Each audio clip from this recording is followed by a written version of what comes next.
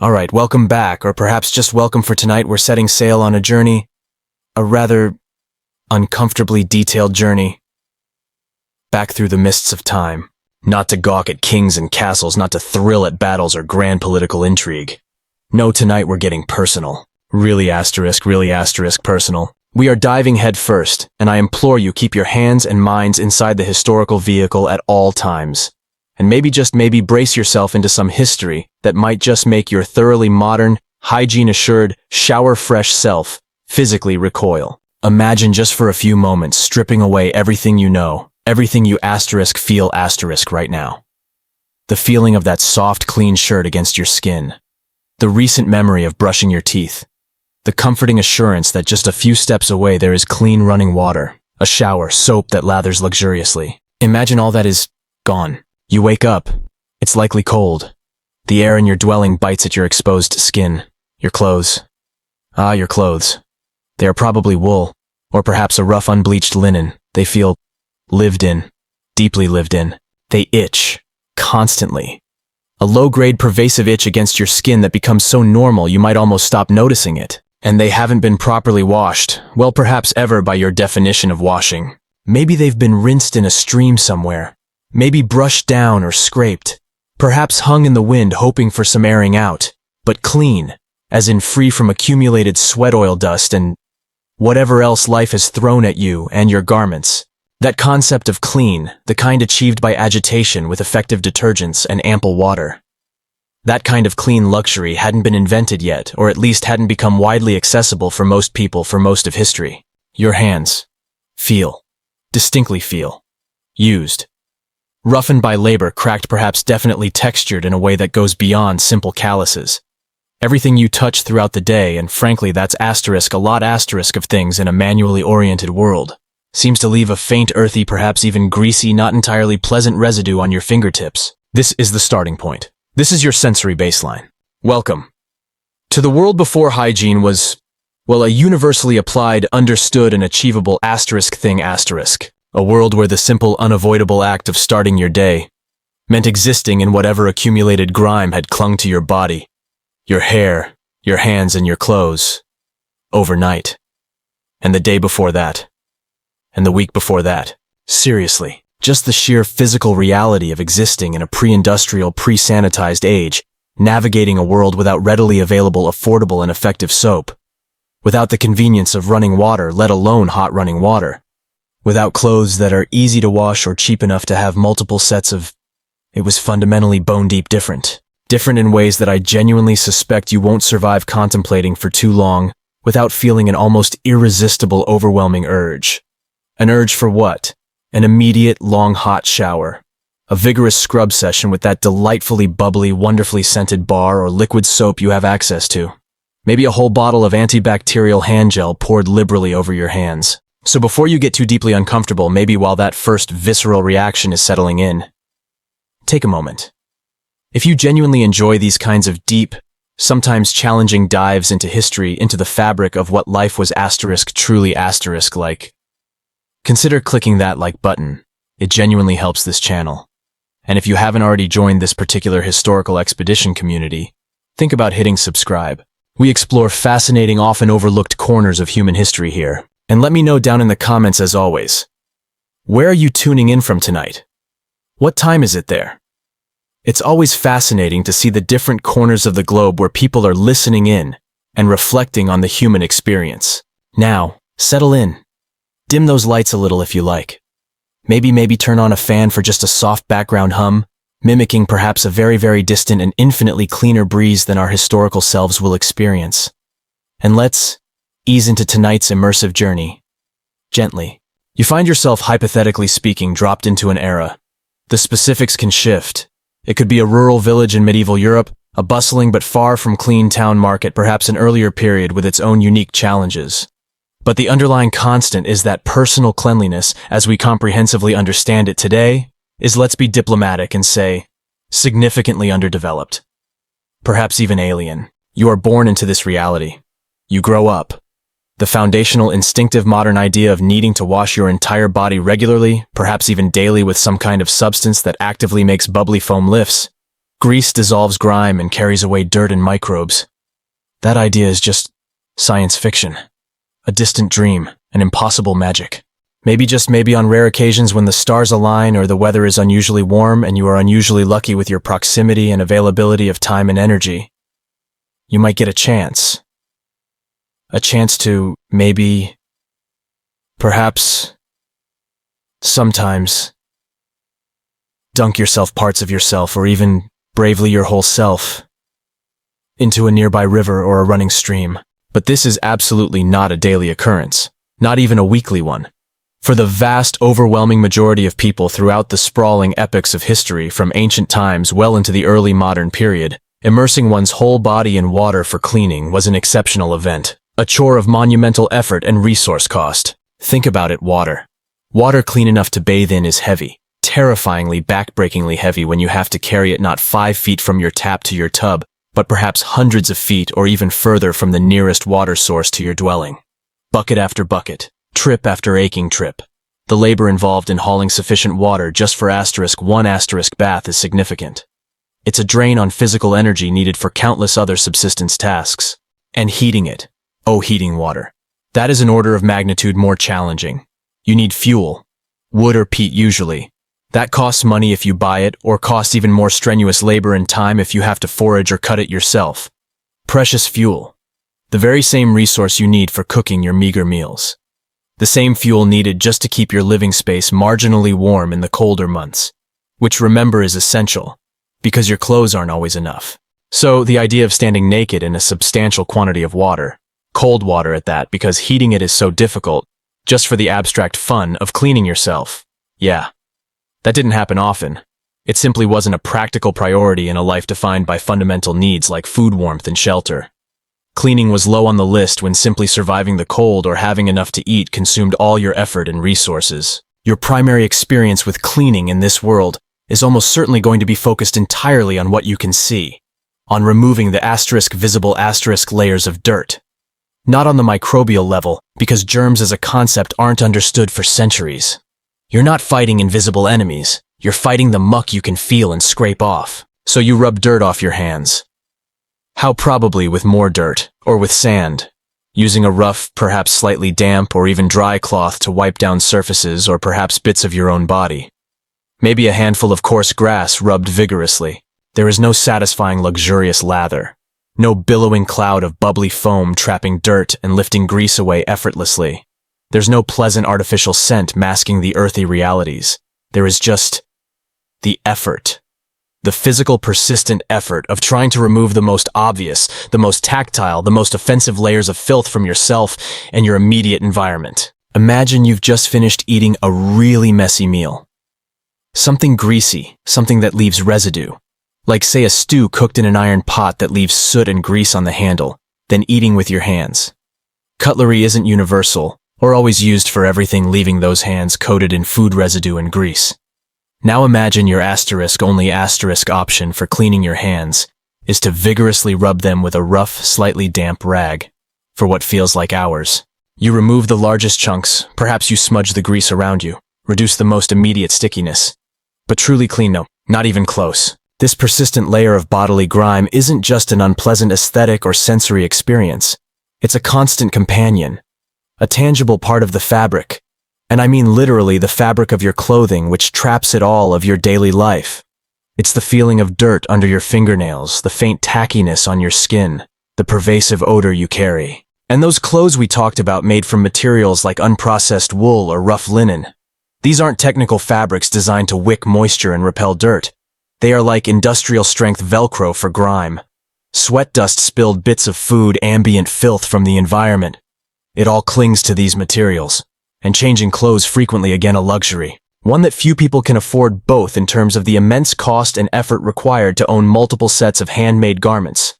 Asterisk and asterisk, the sheer effort of trying to wash them. Your typical wardrobe consists of the clothes you are quite literally wearing at this very moment. Maybe if you are exceptionally prosperous, doing significantly better than average, you might own one spare set. Just one. For wearing while the primary set is receiving its rare cleaning. Or if the first set becomes too ragged to wear. And what does washing those clothes even involve? It's a massive energy-intensive undertaking. You might pound them repeatedly against a hard surface, a rock by the river, a washing board. You might soak them. Boiling helps sanitize and lift grease, but again it requires heating a large volume of water, which means fuel time effort. If you are lucky enough to have the means and setup, perhaps your clothes get boiled occasionally. After pounding and rinsing as best as you can, often with limited or no soap or just harsh lye, the clothes are laid out to dry. And drying takes time. And where do they dry? Often outdoors, exposed to dust, animal activity, and the very environmental odors we'll discuss shortly. Or perhaps they dry indoors near a smoky hearth, or in a dusty dwelling absorbing smells from their drying environment. So life starts quite literally coated in layers of you and your environment. The fundamental tools we associate with modern cleanliness, affordable, widely available soap for both body and laundry, and accessible running hot water in infinite supply. These simply did not exist for most people most of the time for the majority of human history. Oh, soap did exist in some form, absolutely. Knowledge of combining fats and alkalis to create soap-like materials goes way back. The Babylonians in what is now Iraq were combining animal fats with wood ash to produce a soap-like substance as early as 2800 BC. They were clearly onto something chemically. The ancient Egyptians and Romans also knew about methods for making such substances, often for specific tasks like cleaning wool fibers before spinning and weaving, which requires degreasing or sometimes as medicinal salves or ingredients in cosmetic pastes. But this was not the gentle skin conditioning Dove bar you might have in your bathroom. This was not the convenient all-purpose liquid soap that makes mountains of bubbles. It was a crude, often harsh substance. Its chemical composition was inconsistent. It often smelled strongly of the fats and alkali used.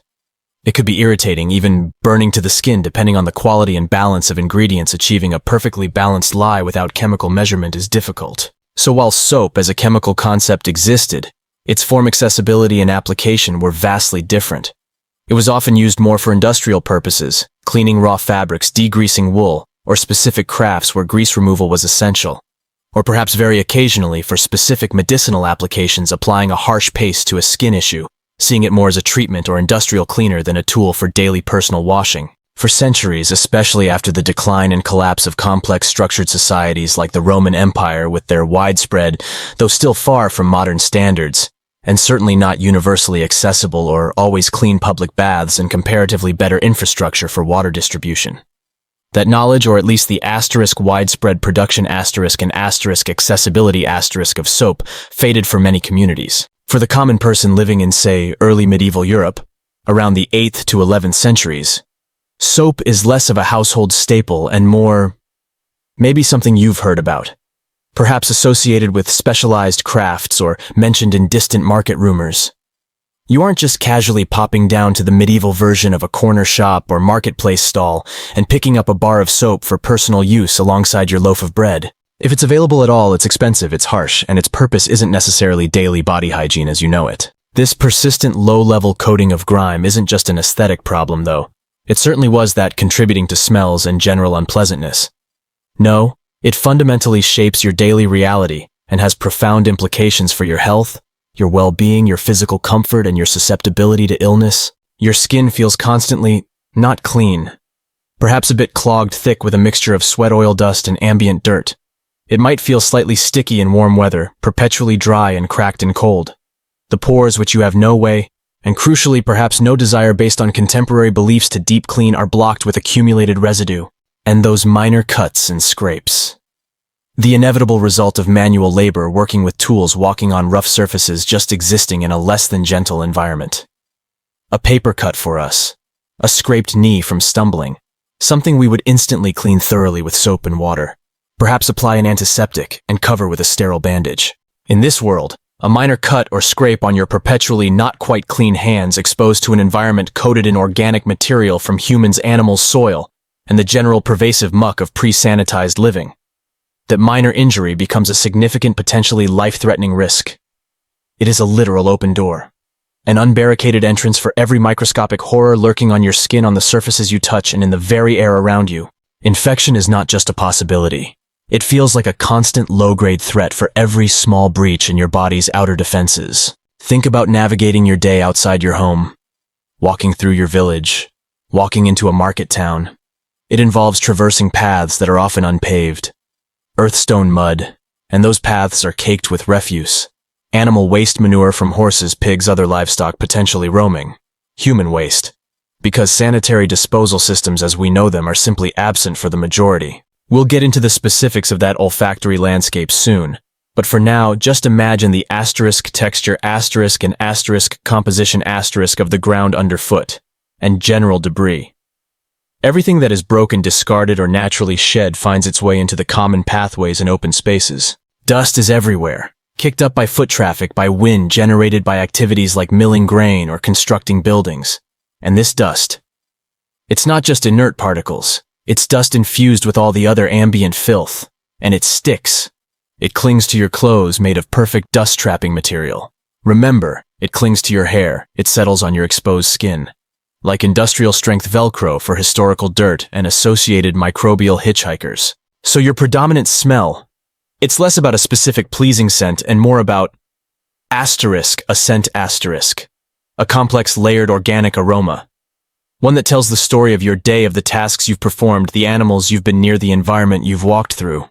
A smell that permeates your clothing and your person.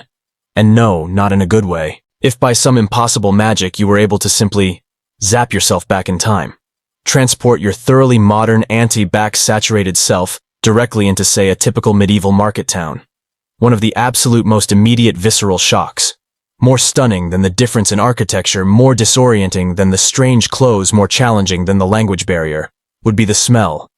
The sheer, overwhelming, multi-layered smell. The pervasive, strong, complex aroma of hundreds, maybe thousands of people who haven't had a proper thorough bath in ages. Layers upon layers of stale sweat, bodily oils, absorbed environmental odors from smoky dwellings and dusty fields, stale clothes. Combined with the smells of draft animals, livestock kept in close proximity.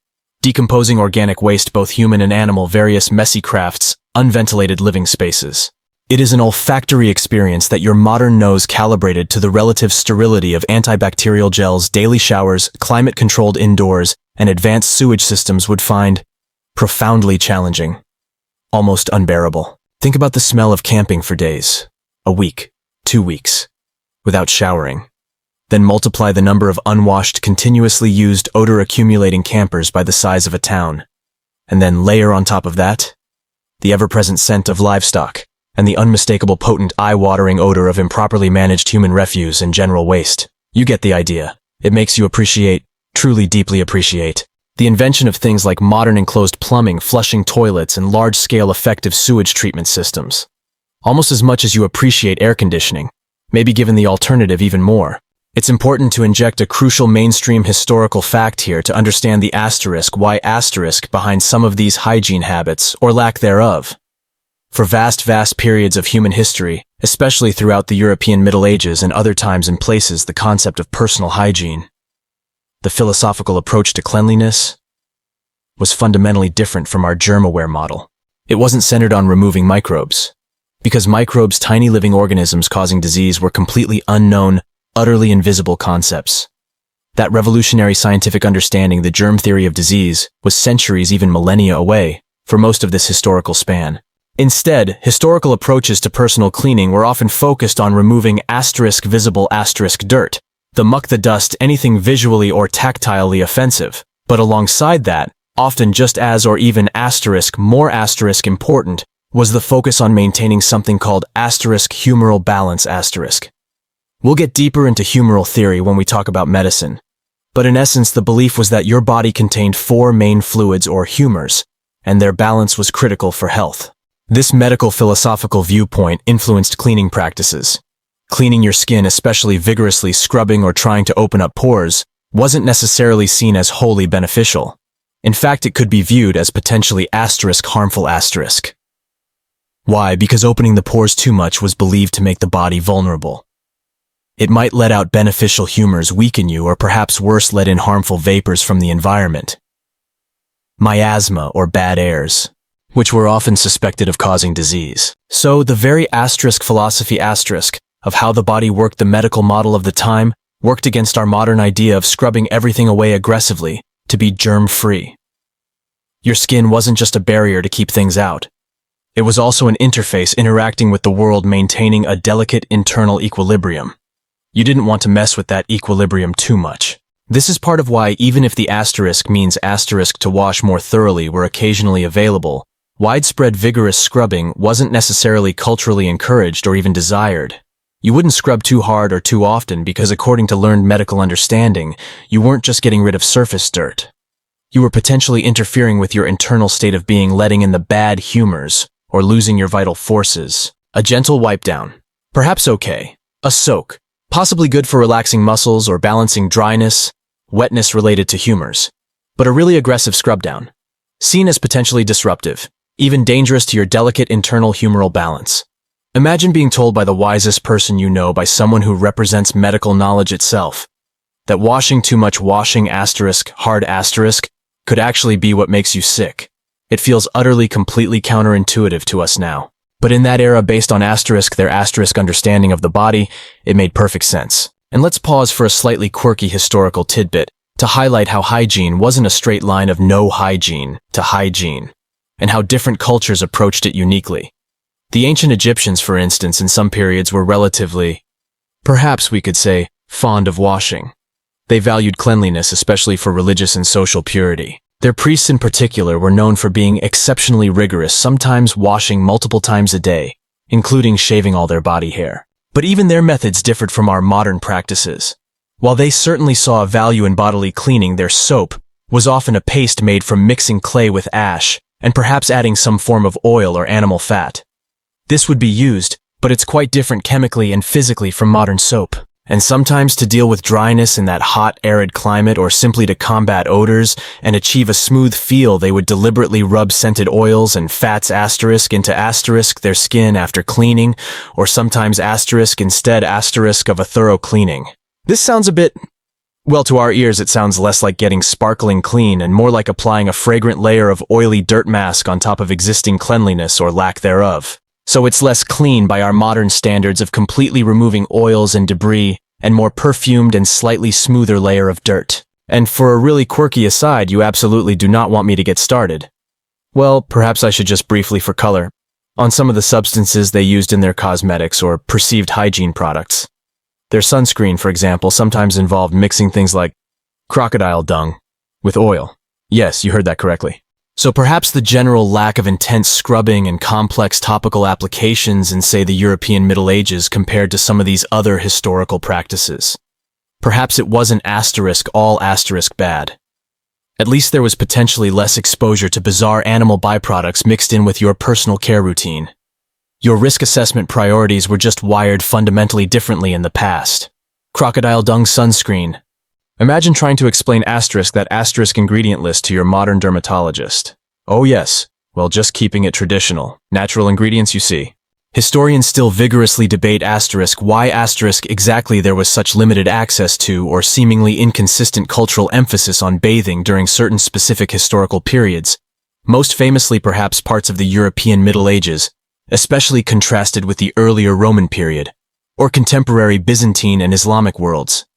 It wasn't a simple single storyline like, everyone was just filthy because they didn't care and were uncivilized. That's far too simplistic and frankly often unfair. It was almost certainly a complex interplay of factors.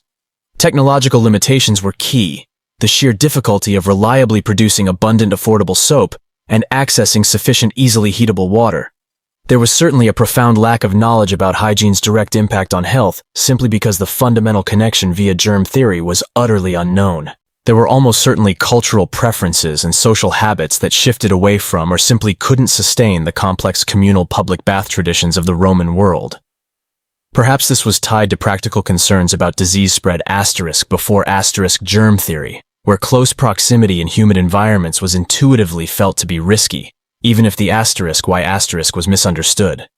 Perhaps it was tied to evolving religious or moral views on public mingling or nudity. Or perhaps often most likely for the average person engaged in a life of hard manual labor and subsistence. It just felt like too much effort. When there were crops to plant, harvests to gather, animals to tend to fuel, to find daily meals to cook. The exhausting resource-intensive chore of collecting and heating enough water for a full bath. That could easily, practically speaking, wait. And wait. And wait. The cold river could wait. The discomfort could be endured. Life demanded attention to more immediate needs. So, there you are, existing, living, working, coated in this continuous low-level layer of yourself and your environment. Sweat mixes with dust, mixes with absorbed smoke from your fire, mixes with whatever you touched or walked through. Your clothes, likely worn day in and day out, feel permanently lived in. They have a specific texture, a certain stiffness from accumulated residue. Your skin feels textured. Rough, perhaps oily, definitely not smooth or entirely clean to the touch. Your hands, your tools for interacting with the world. They are never truly deeply clinically clean, even after wiping them as best you can. This isn't just a feeling, it has real implications. Every single time you touch something, every single time you put food in your mouth. And let's be honest, even eating with tools that are also not spotlessly clean doesn't magically solve this. You are potentially ingesting, well, let's call them whatever microscopic horrors or not so microscopic dirt particles are lurking on your hands or your eating utensils. And this daily foundational lack of readily available effective universal hygiene doesn't just make you smell and feel less than fresh. It has profound cascading downstream effects that you might not immediately connect to a simple lack of washing. It significantly influences your overall health and susceptibility to infection, certainly. But it also plays a direct, dramatic, and incredibly unpleasant role in other seemingly unrelated areas of your physical well-being. Like, for example, the health, or lack thereof, of your teeth and your mouth. Because if your hands are constantly carrying around a delightful blend of everything you've interacted with, what do you think you are introducing into your mouth multiple times a day when you eat or just instinctively touch your face or lips? Let's just say, the state of oral health in this era adds a whole new, truly horrific layer of grimness to the picture you are starting to build of daily life. Your mouth, that necessary active part of you for speaking, for breathing, and for taking in sustenance. It is in essence a primary gateway into your body. And in a world utterly devoid of even the most basic routine preventative oral hygiene, that gateway quickly becomes a particularly problematic portal. Imagine, just for a terrifying second, imagine never brushing your teeth. Not once, in your entire life. Never using toothpaste, never flossing, never having any mechanical process to regularly remove the buildup on and between your teeth. And then, on top of that, imagine eating, day after day, week after week, year after year. Putting food, often unprocessed food, sticky food, carbohydrate-rich food carrying its own dirt or microbes, into that mouth. A mouth that never gets cleaned. Ever. The first layer, the overall pervasive, ever-present aroma of a world lacking hygiene has been peeled back. And the aroma was, shall we say, not fresh. Now we peer into the mouth that exists within that world. Get used to it. You're going to be sensing, contemplating, and in your mind, perhaps even smelling the distinct layers of this historical reality for a while longer. And so, in this scent-challenged, hygiene-deprived world we are meticulously exploring, you have to open your mouth, to speak, to breathe, critically to eat. And what you find, or rather what is constantly lurking inside, might be even less appealing, more physically debilitating, more consistently painful than the external grime we just contemplated. Because just as regular, thorough personal body washing is an incredibly rare luxury for the vast majority of the population, dental care, any dental care that you recognize or associate with oral health, is for all intents and purposes non-existent. Forget your electric toothbrush, your Sonicare with multiple settings. Forget your fluoride toothpaste and its refreshing minty flavor. Forget that thin, miraculously strong floss that slips between your teeth. Forget the antiseptic mouthwash that leaves your mouth tingling and clean. All of that, utterly common for us, belongs to a future so distant, so technologically advanced from where we are now, that it might as well be magic. A literal impossibility. It is simply not part of the reality of this age. In your typical medieval mouth existing through your ordinary day, you have a set of teeth that are under constant, relentless assault. True, perhaps some of the modern plagues of dentistry are absent for most people. There aren't ubiquitous sugary processed foods available to everyone at all times. Mass-produced candy bars don't exist. Sugary sodas are not a thing. However, natural sources of sugar and fermentable carbohydrates absolutely exist. Fruits, berries, and the precious sweetness of honey are certainly consumed when available alongside diets very, very high in grains, which, as you know, are just complex carbohydrates that oral bacteria are delightfully capable of breaking down into decay-causing acids. But other issues are rampant even without a steady diet of refined sugar and high fructose corn syrup. You are constantly chewing. Chewing rough, often poorly processed food. Most notably grain products, which are the absolute staple of the diet. Grain that was often ground using stone mills, inevitably incorporating tiny hard bits of stone into the flour. So what does this fundamental lack of routine effective care combined with the reality of the historical diet mean for the state of your teeth? It means decay, caries, cavities. They are widespread, extremely common. They start. They aren't filled. There's no concept or capacity for that on a wide scale. They simply deepen. They widen. They create holes, weak spots, fissures in the enamel and structure of the tooth. Holes and pathways that are perfect invitations. Perfect doorways. For infection to set in and spread deeper into the tooth, into the root, into the surrounding gums and jawbone. Your gums are probably not the healthy pink color you associate with dental advertisements. They are likely frequently inflamed, swollen, reddened, bleeding easily perhaps whenever you chew anything slightly hard, or even spontaneously, and abscesses. Those horrific agonizing pockets of pus that form under the gum line or around the root of an infected tooth. These are common expected occurrences. An abscess is not a minor inconvenience in this world. It is an event of excruciating, blinding pain. Imagine a constant pulsing, throbbing ache deep in your jaw, radiating upwards into your head, making your eye hurt, making your skull feel like it will split open. Sleep is nearly impossible with that kind of pain. Eating a brutal trial of careful avoidance and sharp, jabbing agony. Just existing. Living your daily life with a raging tooth infection. It is a debilitating ordeal. It steals your energy, ruins your concentration, and grinds down your will. We with a bad toothache might pop a modern painkiller like ibuprofen, feel blessed relief, and immediately call our dentist knowing that relief antibiotics, and likely a root canal or a professionally managed extraction, are relatively accessible next steps. Your options are limited, drastically limited, and none of them involve comfortable waiting rooms, antiseptic smells, or promises of Netflix and ice cream upon recovery. There's also significant wear and tear on your teeth happening constantly. Remember the bread made from flour ground by stone? As mentioned earlier, this process wasn't perfect. Bits of the millstone, tiny particles of abrasive rock inevitably chipped off and mixed in with the flour. You eat this kind of gritty food multiple times a day, every single day. Eating this coarse, abrasive bread acts like sandpaper. Constant, low-grade grinding abrasion on the surfaces of your teeth with every chew. Eating your staple food source is literally acting as a slow, deliberate tooth filing process. Your teeth aren't just experiencing decay from bacterial acid. They are physically being ground down just by the act of chewing. Your modern soft white loaf made from ultra-fine, perfectly sifted, degraded flour wouldn't stand a chance structurally against the persistent tooth-wearing power of historical bread. The sheer grit changes the dynamic of eating from nourishment into a potentially tooth-destroying activity, physically sanding down your enamel, bite by bite, meal by meal, day by day. And here's the really stark biological reality of that enamel. That hard protective outer layer of your teeth. Once it's gone, worn away by decades of grinding, it's gone forever. There is no biological process, and certainly no historical smoothie recipe that allows you to re-enamel your teeth. Once that barrier is breached, the softer, more sensitive dentine underneath, and eventually the pulp with its nerves becomes vulnerable. This explains pain and accelerated decay and infection. Dealing with these rampant issues is made infinitely worse by a fundamental lack of understanding about their true causes. Nobody knew about bacteria. Louis Pasteur and the development of germ theory were a very long time away indeed.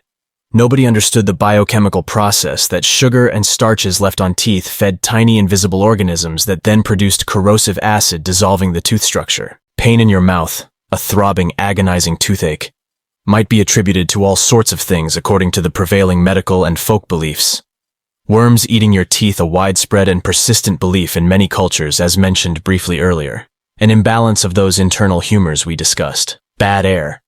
Perhaps even if your misfortune seemed significant, divine displeasure, or a curse. Think about your worst toothache ever, the one that kept you up all night. Now amplify that pain, and then imagine having absolutely zero clue why it is happening. Just this inexplicable, relentless agony. And absolutely nobody you know, no healer, no wise person seems to have a reliable, consistent fix that makes sense. It's like dealing with a major leak in your roof during a storm, when you don't even know what rain is, or that roofs are meant to be waterproof, or what the concept of structural repair involves. Just pure, agonizing, baffling mystery layered upon debilitating pain. And what passed for actual dental care in this era? It was overwhelmingly reactive crisis management, rather than preventative health. Daily mouth cleaning, the ritual of brushing or cleaning thoroughly, as we know it, isn't a routine, widespread practice. Sure, people might occasionally rinse their mouths with water. Perhaps they might chew on certain specific herbs believed to freshen breath, temporarily masking underlying issues naturally. Some might try rubbing their teeth maybe with a rough cloth, or even using the frayed end of a twig. Ancient and medieval texts do occasionally mention using various substances believed to clean teeth or strengthen gums. Sometimes materials like powdered charcoal, crushed bones, various types of ash, or even urine feature in these recommendations or folk recipes. But even if you did these things, and they likely weren't done consistently by everyone, they are rudimentary, and many sound deeply unpleasant. Imagine brushing with ground-up soot. Not exactly the refreshing, foamy, minty blast you are used to promising enamel protection and gum health. Even if you did these methods, and somehow stood the taste or texture, they are overwhelmingly just tackling surface issues, trying to remove the visible residue. They are completely ineffective against deep decay brewing inside the tooth, or infections spreading beneath the gum line. Your efforts would feel perhaps like trying to empty the ocean with a teaspoon. An abrasive, nasty-tasting teaspoon. And that ocean is also kind of on fire. The available tools and techniques for dealing with actual symptomatic oral problems are also rudimentary, and often brutally effective, if by effective you mean getting rid of the tooth. When a tooth becomes unbearably painful, when it is loose from gum disease or abscesses, or when it is just visibly horribly rotten and clearly the source of the agony. The most widely available, often the only widely available, treatment is extraction. That's right, pulling it out, root and all, by force, using whatever tools at hand and seems capable of getting the job done. And who in this age are you likely to seek out for this procedure? Certainly not a specialized university-trained oral surgeon in a sterile operating room with advanced anesthetic options and supporting staff. Oh no. The person you will most likely turn to is your local barber. Yes, the same person who cuts your hair, perhaps shaves your face. The job of surgical procedures often fell to barbers in medieval times. More on that surprisingly important and perhaps rather terrifying profession in a moment. But suffice it to say for now, you will not be offered local anesthetic nitrous oxide or general sedation. Your main option for pain management is hoping it comes out very quickly. Or perhaps if you can afford it and are lucky enough to procure it, dulling your senses beforehand. Getting roaringly, gloriously drunk was, let's be blunt, a common pre-procedure strategy. For both the patient and potentially rather worryingly for the person wielding the pliers. Just have a big swig of this strong ale, mate, should numb the pain a bit, or at least make you care slightly less. Or maybe it'll just make my day go faster, cheers. This fundamental lack of effective care, whether preventative or reactive, leads to chronic problems across the population. If an abscess forms and the infected tooth isn't removed, or the infection isn't drained properly, a dangerous, risky procedure itself without sterility and antibiotics, that infection can spread into the surrounding jawbone, into the tissues of the face and neck, or terrifyingly into the bloodstream leading to sepsis. What starts by our standards as a simple, albeit deep cavity, a toothache, can very quickly escalate into a life-threatening systemic situation. Our modern anxiety about needing a root canal or facing a complex extraction, the worry about pain relief being insufficient, the cost, the healing time. That looks rather quaint and frankly miraculously safe compared to the very real, very pressing medieval fear that a persistent, seemingly simple toothache could genuinely lead to your death. Suddenly paying for comprehensive dental insurance or accepting a treatment plan involving complex modern procedures doesn't seem so bad, does it? This widespread fundamental lack of basic oral care practices also contributes significantly to overall poor health beyond the mouth itself.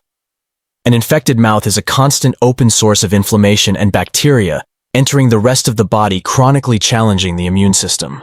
Constant gnawing dental pain affects your ability to chew food properly. If you can't chew, you might avoid necessary foods, leading to malnutrition, weakness, and a decreased ability to fight off other illnesses. It impacts your ability to perform strenuous manual labor, which is the bedrock of most people's existence, because you're constantly distracted and debilitated by the pain. Dental issues aren't isolated, uncomfortable inconveniences in this era. They are deeply integral to your daily suffering, a persistent, inescapable element of your generally poorer health. Imagine the cumulative effect of not just one single bad tooth throbbing in agony, but potentially several teeth.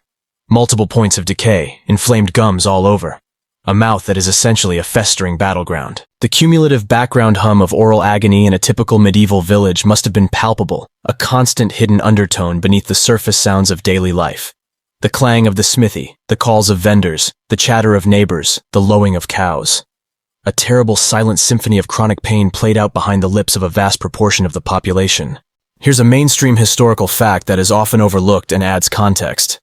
The prevalence of tooth decay and gum disease seems to have actually increased quite significantly with the rise of agriculture and the shift towards more settled civilizations. This is particularly true as human diets change to heavily feature carbohydrates derived from cultivated grains. For many hunter-gatherer societies whose lives often centered on foraging for varied foods, gathering roots, berries, consuming wild game and fish, archaeological evidence sometimes shows lower rates of tooth decay, though often more physical wear from rough foods. This might be due to a less constantly available source of fermentable carbohydrates throughout the day, or perhaps diets higher in rough fiber that might have provided a small incidental amount of cleaning and less processed sticky foods. Once humans started cultivating, storing, and relying heavily on grains, especially once those grains started to be processed through grinding, oral health overall took a nosedive.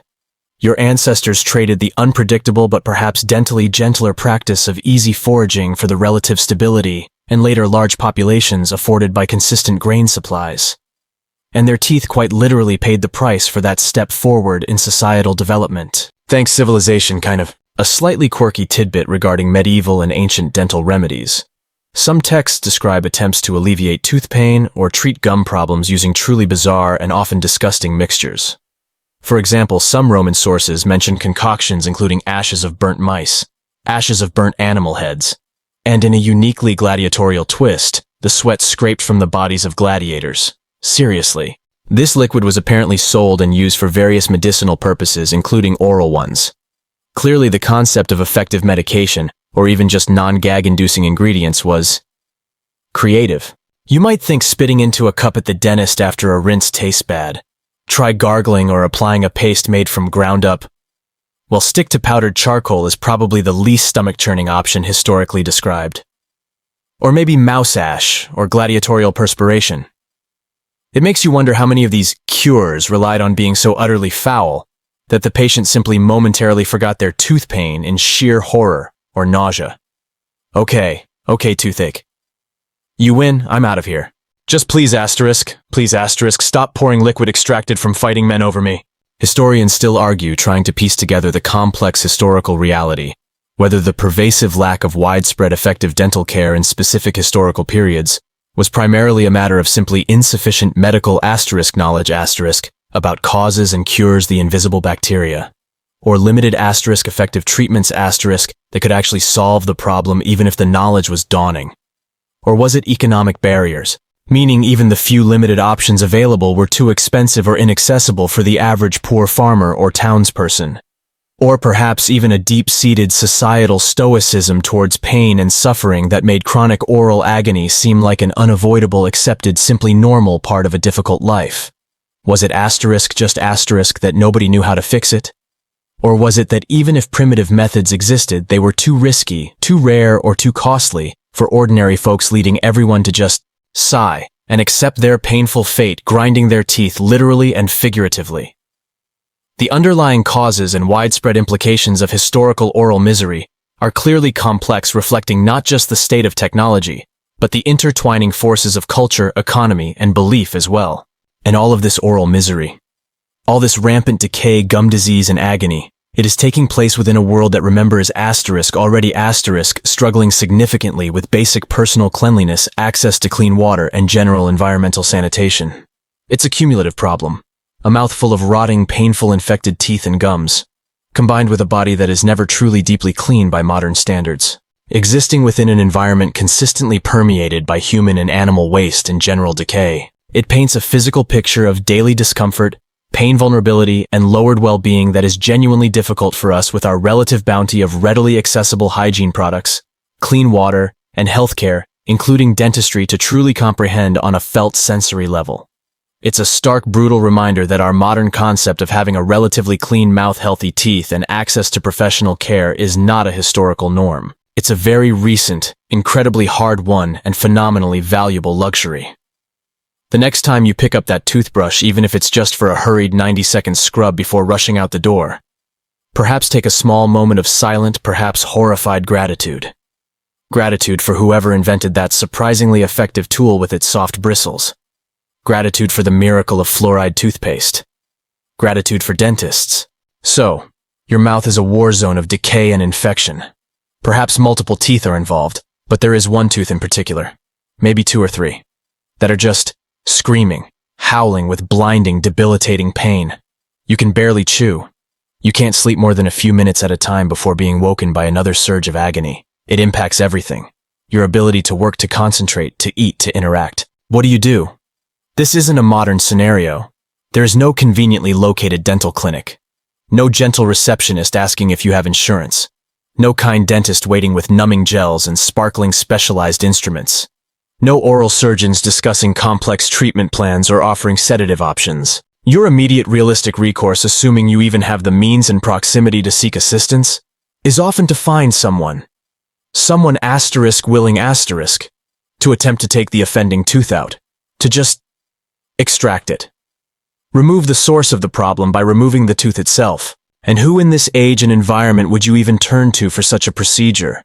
Who possesses the tools, the strength, and perhaps the grim willingness to wrestle a diseased tooth from someone's jawbone? Well, more often than not for the average person, it would be your local barber. Yes. The person who cuts hair, shaves faces, perhaps trims beards, applies poultices for minor ailments. Welcome to the somewhat terrifyingly multi-talented world of the barber surgeon. Imagine walking into their place of business. This isn't a dedicated surgical suite. This is likely a bustling shop. One main room may be open to the street or dimly lit. What does it smell like? Probably the scent of singed hair left over from styling or maybe cauterizing wounds. Possibly old blood lingering despite rudimentary cleaning. Various herbal concoctions meant for uncertain purposes. Salves, plasters, brews simmering for unknown treatments. This room is emphatically not sterile. Surfaces are wiped down rarely and perhaps with a questionable, well-used rag. Tools might be kept in a pot or simply laid out on a dusty shelf or counter. The floor is probably the same as the streets we've just described, or only slightly better. In this setting, people are coming and going. Some for simple haircuts, some for shaves, but yes, others for more involved procedures. Maybe someone needs a boil lanced, perhaps a rudimentary bandage changed on a wound. Or today, you. You are here for a tooth extraction. The barber, who doubles as a surgeon, in the practical, rough, pre-medical school sense of the word, meaning someone who is capable of performing manual procedures on the body, often forcefully, sizes you up, assesses the situation in your mouth. He likely has his various tools nearby, among them instruments designed specifically for dental work. Instruments that were you to see them with your modern eyes might make your current dental anxieties seem, quite honestly, almost laughable in comparison. Think of those exaggerated cartoonish dentist pliers, the big menacing ones. You're starting to get close to the aesthetic. These are usually sturdy, unrefined metal forceps, plier-like instruments, blacksmith-forged perhaps, not sleek stainless steel marvels of precision. They are designed for one primary purpose: grip and leverage. Not for gently separating ligaments, carefully rotating and easing a tooth out while preserving surrounding bone and tissue integrity. No, these are tools built for applying raw force, to clamp onto something hard and extract it. Their level of sterility probably functionally zero by modern standards, maybe wiped off on a rag between patients if you're lucky. More likely simply used, set down, and picked up again for the next task or the next mouth. The concept of cross-contamination, of transmitting infection from one patient to another via uncleaned instruments. It's simply not understood. Invisible problems, remember. You sit down, likely on a stool, or perhaps you are made to sit firmly. Maybe you need to be held down by a friend or family member who accompanied you, or perhaps by the barber's assistant. It probably depends on the level of blinding pain you are already in, making you less able to struggle, and the general temperament of the barber's usual clientele, and his own level of patience or impatience. And remember that conversation about anesthetic, yes. None of that here. The fundamental concept of injecting a substance to locally numb the specific area blocking the nerves so you don't feel pain, that scientific breakthrough, that medical miracle, does not exist yet. It's centuries in the future. So, your options for pain management during this procedure are basic, extremely basic, hoping, praying it will be over as quickly as physically possible, or relying on whatever was done beforehand to try and dull your senses. As we mentioned, getting thoroughly rip-roaringly drunk is a likely candidate for this for the patient and potentially the barber as well. You hope it's enough to take the edge off. It probably isn't enough to truly numb anything. Just have a swig of this strong ale. Hopefully you'll feel something less than sheer agony. Maybe just mild terror. Probably not, but hey, let's give it a try. Might make my grip steadier though. Alternatively, or in addition, you might be given some herbal concoction, some brew or paste believed to lessen pain, or perhaps simply induce drowsiness or confusion. Laudanum and opium dissolved in alcohol solution existed in later periods, and could indeed dull senses significantly. But its availability was limited, and getting the dosage right was purely a matter of guesswork with dangerous consequences. So for the average extraction in this era, let's operate on the realistic assumption that you are experiencing this ordeal relatively sober, lucid, and entirely conscious. The barber examines your mouth. He finds the offending tooth. Hopefully the problem tooth is already loose, perhaps wobbling in the socket from advanced decay or severe gum disease or the pressure from an abscess. That's probably the best case scenario for a quicker, perhaps fractionally less traumatic extraction.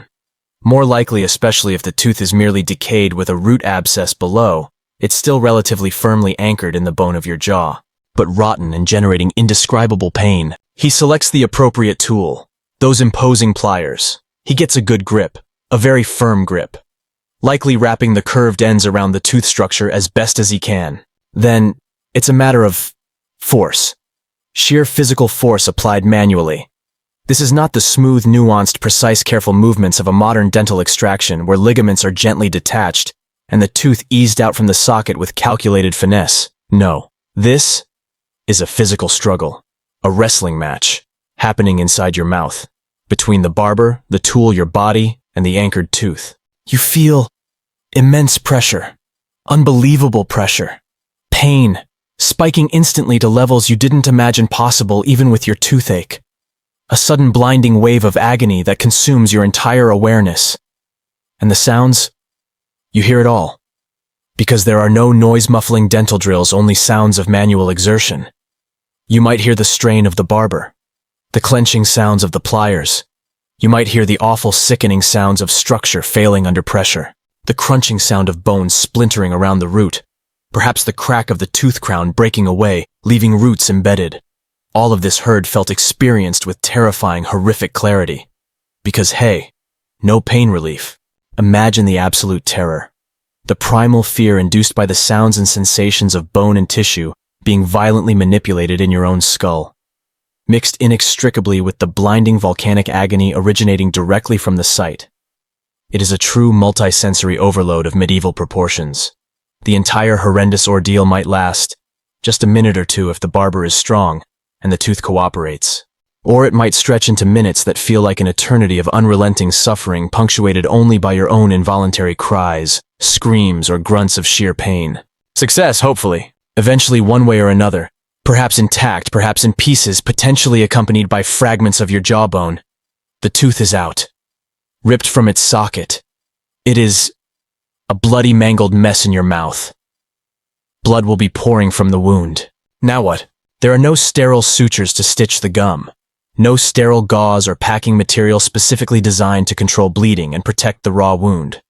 No prescriptions for pain medication beyond perhaps recommending that same ineffective strong ale.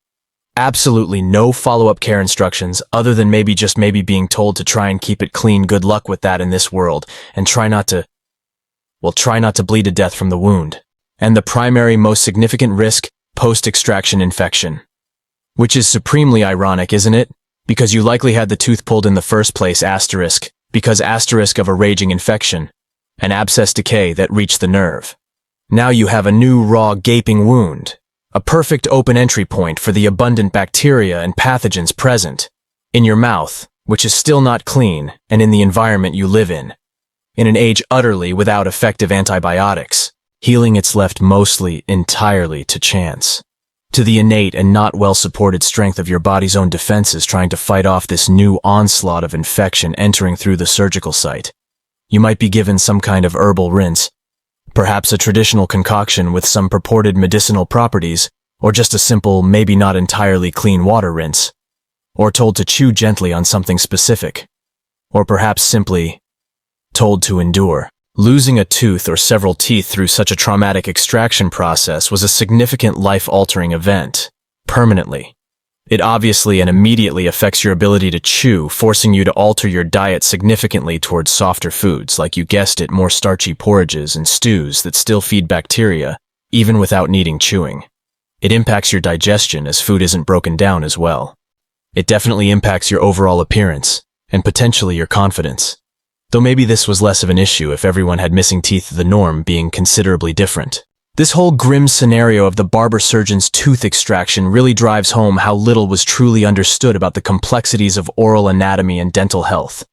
The person with the pliers, they are not thinking about the intricate root structure, the precise location of nerve pathways, the concept of a sterile field or surgical hygiene. They are thinking about a very simple, brutal problem solution. Tooth hurts, tooth rotten, therefore, tooth out. It's a purely functional physical fix using the only tools and methods available: manual strength and crude metal implements, bypassing any nuanced understanding of what's actually happening in the alveolar bone, holding the tooth, or deep inside the tooth itself. It is the ultimate in reactive blunt healthcare, waiting for a situation to become completely intolerable, unbearable, and then applying the only widespread accessible solution: removal by force. There was no widespread concept, let alone capability, of saving the tooth. Of attempting to clean out the decay and fill the cavity. Early attempts at fillings were extremely rare, ineffective, and using bizarre materials like lead or beeswax not widely available. Your only option was the pliable approach, if by pliable you mean bending sturdy metal tools, and maybe accidentally snapping bone along the way. Here's a mainstream historical fact central to understanding the role of the barber surgeon. For a very long time, particularly in Europe, medical practices were split.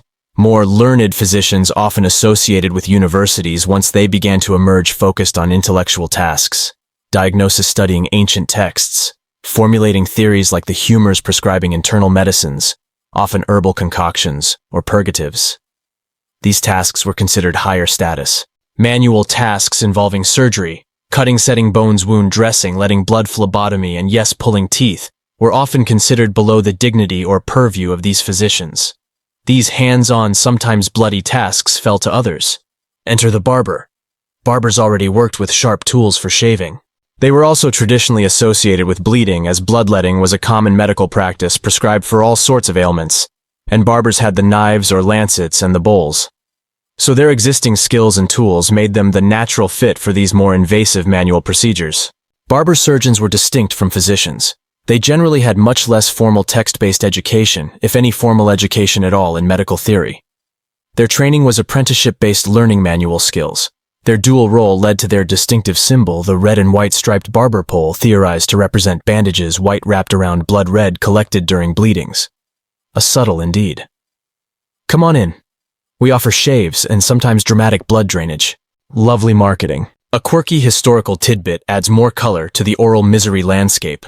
While barber surgeons became the most common practitioners of tooth extraction, especially in later medieval towns, they weren't necessarily the only ones.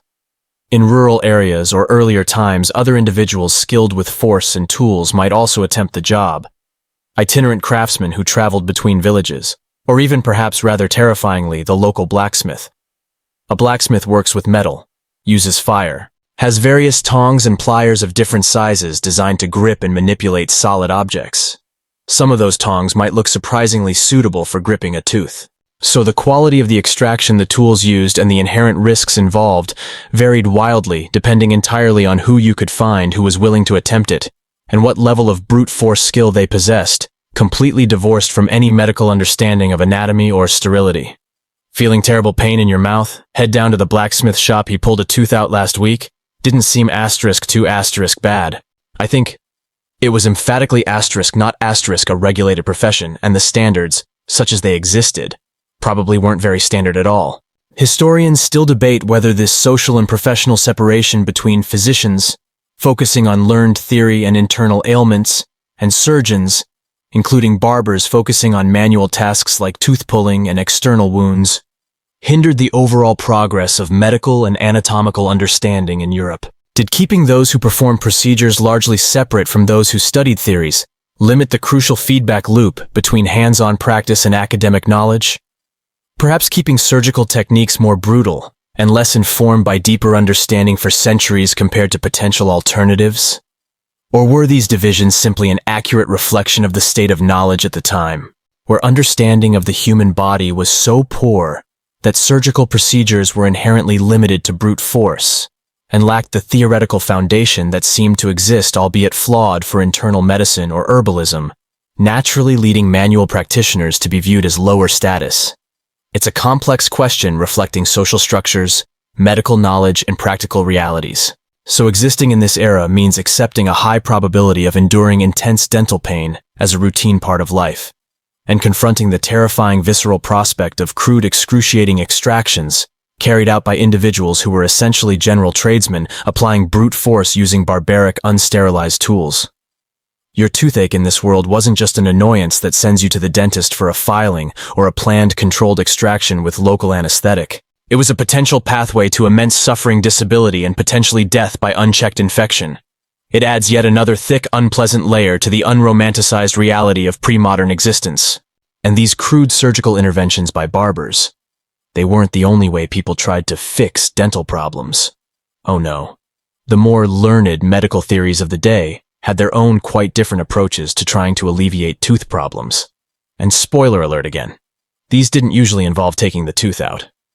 Sometimes, they involved trying to get something else out of you instead, which, depending on the method, could be just as uncomfortable, if not more so, than the extraction itself. So, you are experiencing this absolutely searing pain in your mouth, this relentless mind-consuming agony emanating from a problem tooth. On the one hand, you have the option, if you dare, of seeking out your local barber, who is likely ready, willing, and crudely able to potentially wrestle the tooth right out of your head using his sturdy pliers. That is the manual approach. The physical solution offered by the world of the artisan, the tradesman, the less academically elevated surgeon. But there exists another path you might potentially take, assuming you have access to it. A path guided by someone of a more learned profession, a physician. These individuals are distinct from the barbers. They aren't typically the ones wielding knives and pliers for procedures, though they might oversee or prescribe such things. These are the scholars, the readers, the thinkers, the ones whose knowledge is primarily steeped in the ancient texts, the inherited wisdom centuries old. Primarily the works of venerable figures like Hippocrates from ancient Greece and Galen from the Roman Empire.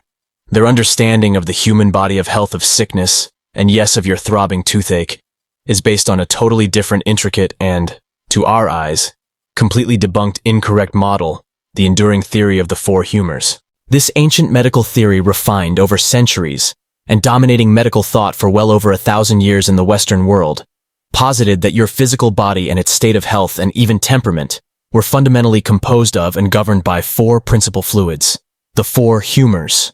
These were identified as blood, phlegm, yellow bile, sometimes called choler, and black bile, sometimes called melancholy. According to this theory, for you to be in a state of health, for your body to function correctly, for you to feel well, these four humors had to be in a perfect state of balance, not just in terms of their simple quantity, but also in their quality, their condition. Each humor was associated with specific qualities: hot, cold, wet, dry, with different human temperaments, with the seasons of the year, and even with the fundamental elements earth, air, fire, water. Feeling too robust, perhaps prone to being overly cheerful or easily angered. Perhaps that signifies an excess of blood. Feeling sluggish, maybe prone to congestion or sniffles. Probably indicates you have too much phlegm. Feeling feverish or irritable. Perhaps an excess of yellow bile. Depressed or melancholy, attributed to an imbalance or excess of black bile. And crucially for the physician steeped in this wisdom, any imbalance in these humors. Too much of one, too little of another one, being corrupted or stagnant. This imbalance was seen as the fundamental underlying root cause of all disease, of illness, of almost any physical or mental ailment you could possibly suffer. From the simplest sniffle, to, you guessed it, that relentlessly throbbing, agony-inducing ache in your jaw radiating from a diseased tooth. So how exactly could a localized problem like a toothache possibly relate to a system of whole-body fluids? Well, through interpretation of the symptoms, the signs that the body presented, the swelling redness and feeling of heat or throbbing associated with infection around a severely bad tooth or an abscess. These visible signs could be easily and logically interpreted through the lens of humoral theory as an unnatural or problematic accumulation. Perhaps an excess of hot blood collecting in the head or specifically the mouth area. Or maybe the pain and swelling were seen as a flux, a harmful flow of corrupted, unbalanced humors, specifically pooling into the afflicted spot attracted there for some reason. Perhaps it was thought to be a localized buildup of corrupted or problematic phlegm gathering near the source of decay. The specific diagnosis might vary slightly depending on the physician's individual interpretation, but the fundamental premise was the same. Your toothache is not an isolated structural problem of the tooth itself, but rather a symptom or consequence of an underlying system-wide imbalance in your humors. It was like diagnosing a complex issue in a car, purely based on the color of smoke coming out of the exhaust pipe without any underlying concept of what an engine is, how fuel works, or what might be failing internally. Purely external signs interpreted through a complex internal and ultimately incorrect theoretical framework. Given this foundational understanding that your ailment, your pain, stems from an imbalance, the scientific solution, as prescribed by a learned physician, was almost invariably directed at restoring that balance, at removing the perceived excess or draining away the problematic humor believed to be causing the symptoms. And according to humoral theory, what was the quickest, most direct way to deal with an excess of blood, which was often blamed for issues involving redness, heat, or pressure in the head? Why, to let some of it out. Welcome fully to the widespread medical practice of therapeutic bloodletting, also sometimes called phlebotomy. This procedure, which seems horrific and counterintuitive to us, was absolutely central to medical practice for centuries. And it wasn't just prescribed for fevers, general malaise, or mysterious illnesses. It could be, and often was, prescribed quite specifically for problems in the head or mouth area, including severe toothaches or issues believed to stem from them. The reasoning as explained through the humoral model was beautifully and tragically logical. If too much blood or blood that was somehow imbalanced or humorally incorrect was causing the pressure, swelling, throbbing, and pain you felt in your head or mouth, perhaps even collecting near the root of your tooth, then simply releasing some of that blood, drawing it out of your body, should theoretically ease the problem. By reducing the overall volume of the problematic humor, it should help bring your system back into healthy equilibrium. Easy peasy, unless of course you happen to be the person whose blood is being let. So, a physician, after examining you according to humoral principles, might make the determination: yes, you need to be bled. This procedure could be performed by the physician themselves, but more commonly, it was a task often delegated back to our multi-talented friend, the barber surgeon, acting on the physician's instructions and prescription for the asterisk quantity asterisk and asterisk location asterisk of the bleeding. Where would they bleed you from for a toothache? One common site for drawing blood, even for ailments believed to originate in the head, was making an incision in a prominent vein in your arm.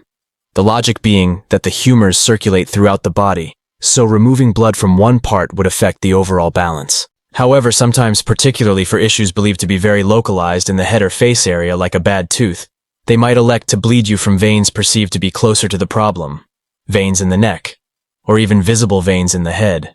Imagine the feeling, while you are already in blinding agony from an infected tooth, having someone intentionally select a vein in your arm or your neck, clean the skin rudimentarily, and then make a slice with a sharp lancet, puncturing the vein to allow blood to flow out. On the plus side, perhaps the sheer terror shock and new physical sensation distracts you from the tooth pain for a moment. Just a moment, though. They would then carefully allow a specific amount of blood to drain out, often collecting it in a bowl, sometimes a bowl marked with measurements not for sterile collection obviously, but for monitoring the prescribed quantity. The aim wasn't necessarily to make you faint dead away, though that often happened, contributing to a feeling of profound weakness, but specifically to decrease the overall volume of the humor that was supposedly causing the issue. or the body's attempts to combat it, which manifested as swelling and heat seen as blood. How would you feel after this? Probably weaker. Dizzy, nauseated, potentially faint. Your tooth might still be throbbing just as badly, or maybe possibly very temporarily the decreased pressure from losing blood provided the slightest, most fleeting relief. And if you felt worse, more weak. Oh, according to the physician, that was often simply a sign that the bloodletting was working, clearing out the bad stuff, draining the problematic humor. Clearly you were full asterisk of it if losing that much blood made you feel so ill, necessitating further sessions. Why, yes, I feel absolutely wretched, lightheaded, weaker than a newborn mouse, and still have this volcanic pain in my mouth. Ah, the efficacy of this medicine. Clearly we needed to remove more of the noxious humors. Where's that lancet and perhaps that bigger bowl? An alternative, or sometimes supplementary method, prescribed by physicians for removing problematic humors, especially localized ones near the mouth and head, involved a creature many of us now associate more with horror movies or gross nature documentaries than medical practice, our slimy blood-sucking friends. Leeches. Leeches were a standard part of the medieval apothecary's supplies. They were often kept in jars of water ready for application when prescribed.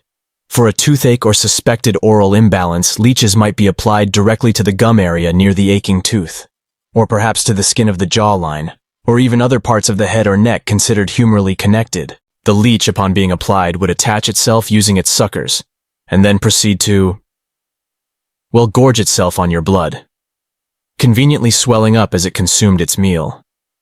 The logic was still fundamentally about draining the problematic humor blood seen as linked to heat/swelling/pain from the afflicted area to restore balance. However, ironically, leeches possess some genuine, albeit poorly understood at the time, biological properties that could have provided a side effect. Their saliva contains natural anticoagulants preventing blood from clotting while they feed. It also contains a mild anesthetic. So applying leeches might have offered a minor temporary sensation of numbing or relief, simply as a result of their natural saliva compounds being introduced to the bite site, and maybe a slight reduction in swelling due to blood removal. But this was a side effect of a procedure, whose primary goal was explicitly about draining blood and rebalancing humors, according to a theoretical model, not targeted pain relief or infection control. Imagine the squirming sensation. The thought of parasitic worms deliberately feeding on your blood, while attached to your already inflamed, agonizing gums, all with the hope, the humoral theory-based hope, that it might drain enough problematic fluid to perhaps reduce the swelling and ease that throbbing agony from the underlying abscess or infection.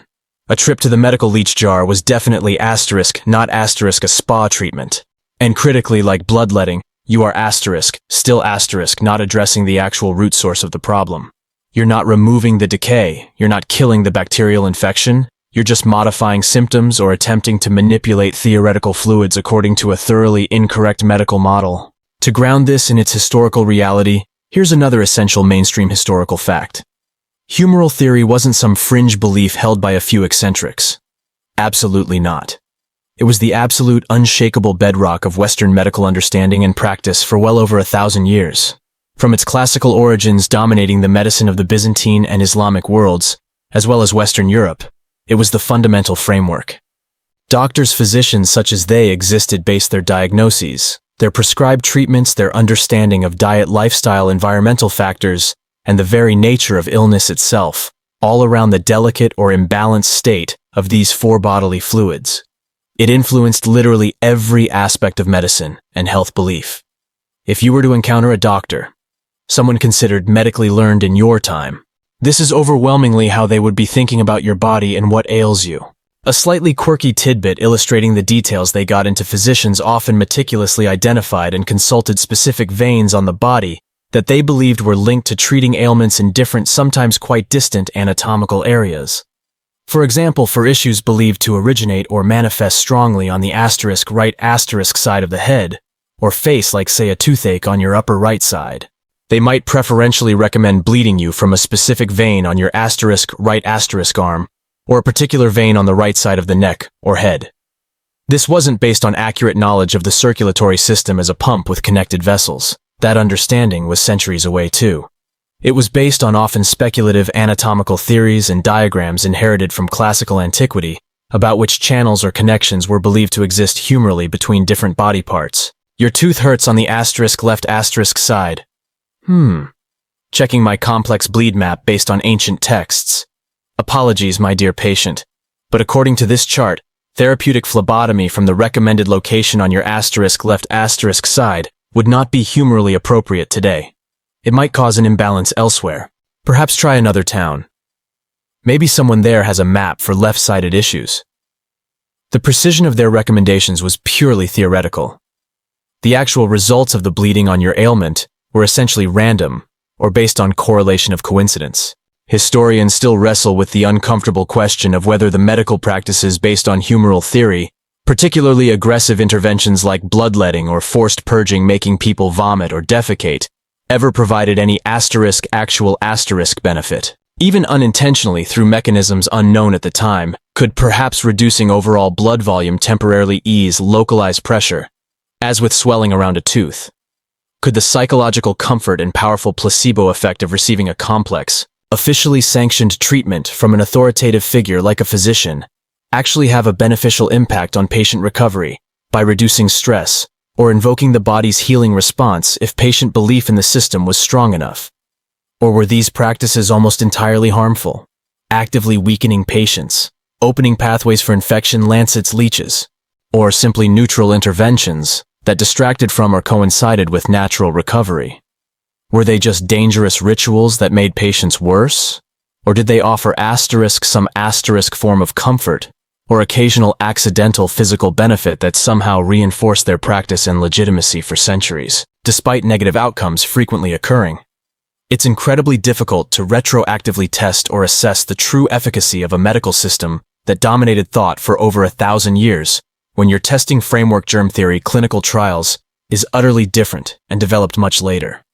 The evidence is messy and often relies on interpreting sparse subjective historical patient records or extrapolating from limited biological possibilities. So caught between the manual brutal approach of the barber surgeon who might literally just rip the painful tooth out, and the learned theoretical approach of the humoral physician who might prescribe bloodletting or leeches based on fluids you can't see or measure, your chances of receiving truly effective long-term infection-addressing relief for serious dental problems remain vanishingly small. You might feel momentarily weaker after losing blood, perhaps experience some slight swelling reduction, or simply endure leeches feasting on your gums, all based on a theory of illness that simply did not grasp the actual biological mechanics of the problem inside your mouth. Meanwhile, the bacterial decay in your tooth continues its relentless work. The infection undeterred continues its slow, silent spread towards your jawbone or bloodstream. These treatments, despite their complexity or gruesomeness, do nothing to halt the underlying destruction. And while we're contemplating these ineffective attempts to fix a fundamental problem, let's loop back to something equally fundamental. What is it specifically that you are routinely putting asterisk into asterisk, that problematic mouth every single day, the fuel, the sustenance? Because the medieval diet combined with the utter lack of effective oral hygiene formed a near-perfect storm, a constant daily assault, that actively contributed to and exacerbated the problems we've been exploring. The stage is set, the actors decay, ineffective remedies are on, and now let's examine the script. Written quite literally by what's on your plate. Leeches and mouse ashes notwithstanding. So to recap slightly, you're living in this historical world. A world where personal cleanliness is a rare luxury, not a daily routine. Where walking down the street is an olfactory adventure. Where any cut or scrape is a serious worry. Where you have a mouthful of teeth that are constantly vulnerable to pain and disease with repair and prevention utterly unavailable. Where your only real options for unbearable tooth agony are seeking a rough traumatic extraction by a general craftsman, or perhaps submitting to questionable blood-draining therapies suggested by learned folks whose medical understanding is rooted in fluid dynamics, not biology. But what exactly are you putting asterisk into asterisk, that problematic, painful, poorly cared for mouth every single day? What is the sustenance that makes this whole dental scenario inevitable in the first place? It's time to take a comprehensive look at the typical medieval dinner plate. And being honest and pragmatic about historical realities for most people, it wasn't exactly a varied, nutrient-dense, enamel-protecting feast, specifically designed for sparkling white teeth and healthy pink gums. For the vast majority of the population, the farmers, the laborers, the poor townspeople, the bedrock of medieval society, life was defined by necessity, by subsistence, by hard manual labor. And their diet reflected that. It was largely determined by what could be grown locally and seasonally, what could be acquired cheaply, and what provided enough calories for backbreaking work. And the undisputed, overwhelmingly dominant king, the foundation stone, the absolute staple of the average medieval diet, was grain. Primarily wheat, rye, or barley, though oats, millet, or other grains might feature depending heavily on the region, the climate, and your social status. But grains, in prodigious quantities. This wasn't just **a* food source. It was **the* food source, forming the literal bulk, the immense majority of almost every single meal, served in various forms but predominantly as bread, as porridges, as gruels or stews thickened with grain. You would eat substantial quantities of this stuff, day in, day out. Breakfast, probably a chunk of bread maybe softened in weak ale or water. Lunch, more bread perhaps with a bit of cheese if you're lucky, or a grain-based pottage, a thick stew. Dinner mirrors, breakfast and lunch still heavy on the bread and grain-based dishes, maybe with a vegetable added if available and in season. Imagine eating, effectively, variations of sandwiches, breakfast cereal, porridge, and chunky grain-thickened soup for almost every single meal, every day, every week, every year. Your nutritional pyramid wasn't broad and varied. It was basically shaped like a giant grain silo, tall and filled with starches. And crucially, this grain, as we touched upon earlier when discussing toothware. This grain wasn't processed to anything resembling modern standards of milling or refinement. Grains were ground into flour, usually using stone mills, hand-driven querns, or larger watermills and windmills, which became more common in the later medieval period and increased the **volume** that could be ground but didn't solve a core quality problem. As the heavy stone millstones ground against each other, breaking the grain, tiny fragments of the hard stone would inevitably chip off and mix inextricably with the flour. This meant that your bread, your porridge, your thick stews, they contained grit, literally. Tiny hard bits of stone. You are eating tiny fragments of rock alongside your necessary daily sustenance. And this gritty flour made for a bread, which, while providing essential calories, acted with every bite like sandpaper on your teeth. Every chew, every grinding motion to break down that rough bread texture. It's acting as a constant abrasive, a slow, relentless grinding down of your precious enamel. You are physically filing your own teeth down bit by bit, day by day, simply by performing the necessary act of eating your fundamental food.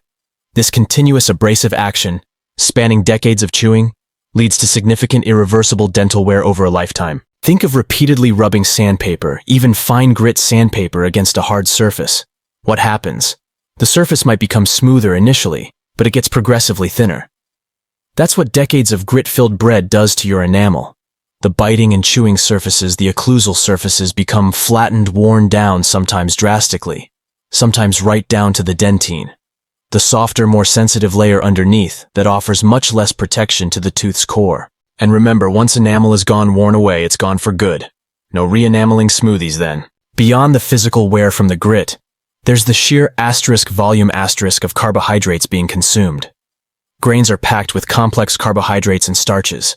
When you chew this bread, eat this porridge, these carbohydrate fragments, often sticky, and lodging in the crevices of your teeth, which, remember, may already be weakened or damaged by prior decay, and where become the perfect abundant breeding ground for the very specific types of bacteria that cause cavities.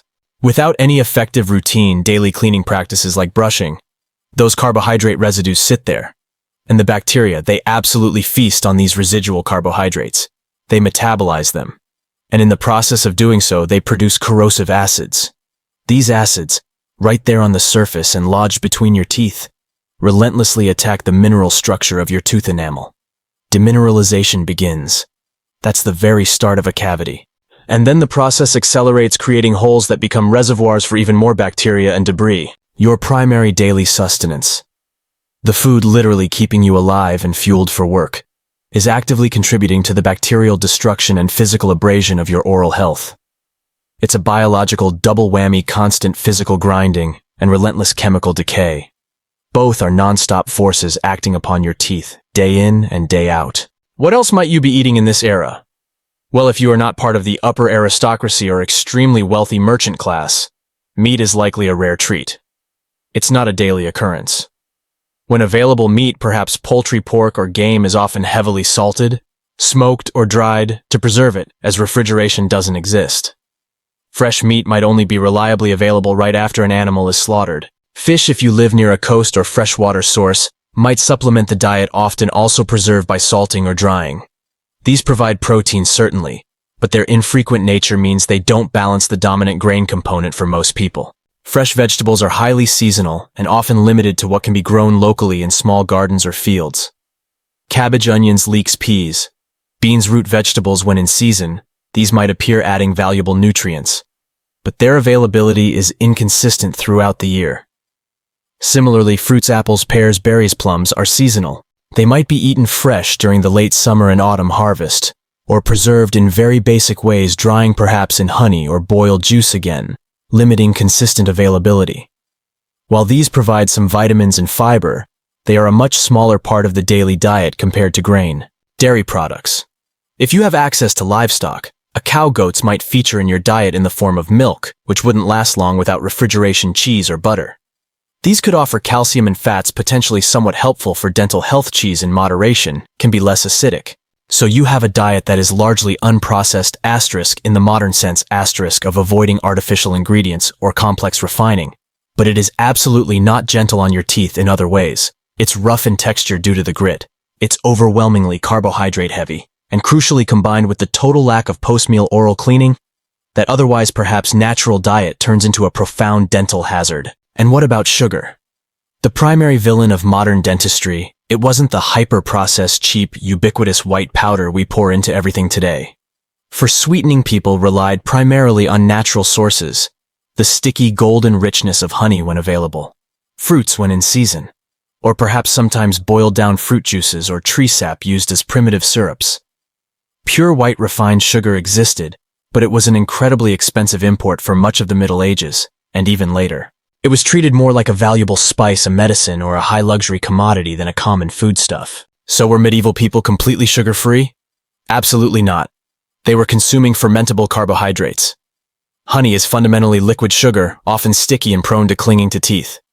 Dried or preserved fruits concentrate their natural sugars. Sweet pastries, if you were wealthy, would be made with honey. While they weren't gulping down liters of soda or mindlessly munching on candy bars all day, they were certainly eating sweet things, particularly at certain times of the year. And those sticky natural sugars *, especially without cleaning *, also provided plenty of fuel for acid-producing bacteria. The commonly cited argument that medieval people had less sugar than us, and therefore somehow better teeth, before processed food is unfortunately largely incorrect or misleading. They had different kinds of sugary and critically very high starch, low cleaning foods, and the consequence was widespread severe decay nonetheless. The mechanism might differ slightly. Less pure sugar assault, more combined starch fermentation plus abrasion plus zero cleaning. But the result cavity-wise was terrible. Consider also the general lack of knowledge, tools, and infrastructure around basic food preparation, safety, and storage that we take utterly for granted. Without refrigeration, beyond perhaps a cold cellar or well for brief storage, food could spoil very quickly. This combined with less knowledge of boiling water, lack of clean cutting surfaces, and inadequate hand washing. Remember, those unclean hands could lead to consuming spoiled or contaminated food, resulting in digestive upsets that further taxed an already stressed body. Even washing produce, which might contain dirt and microorganisms from fields often fertilized with animal waste, again linking environmental filth to health problems, would likely be done with water that itself wasn't truly clean. Remember streams flowing through towns. It's a cumulative effect. Gritty, abrasive foods, vast quantities of fermentable starches and natural sugars, combined with rudimentary food handling methods, minimal safe storage, and the near-total absence of any effective post-meal oral cleaning routine. This combination creates an absolutely ideal perpetual environment, the perfect biological breeding ground and attack vector for pervasive, relentless, and severe dental disease. Problems would begin relatively early in life and compound rapidly. It is honestly a wonder anyone managed to keep a functional set of teeth much past their 30s or 40s. And candidly, many likely did not, ending up prematurely edentulous, toothless, left to subsist on watery porridges and wishing presumably for a magical mouthwash. Here's another important mainstream historical fact that reinforces this. The quality of grain milling was genuinely a major demonstrable factor in historical dental health outcomes, as evidenced by the examination of ancient and medieval skeletons. The introduction of more efficient windmills and watermills during the medieval period did significantly increase the *volume* of grain that could be processed, which was essential for feeding growing populations.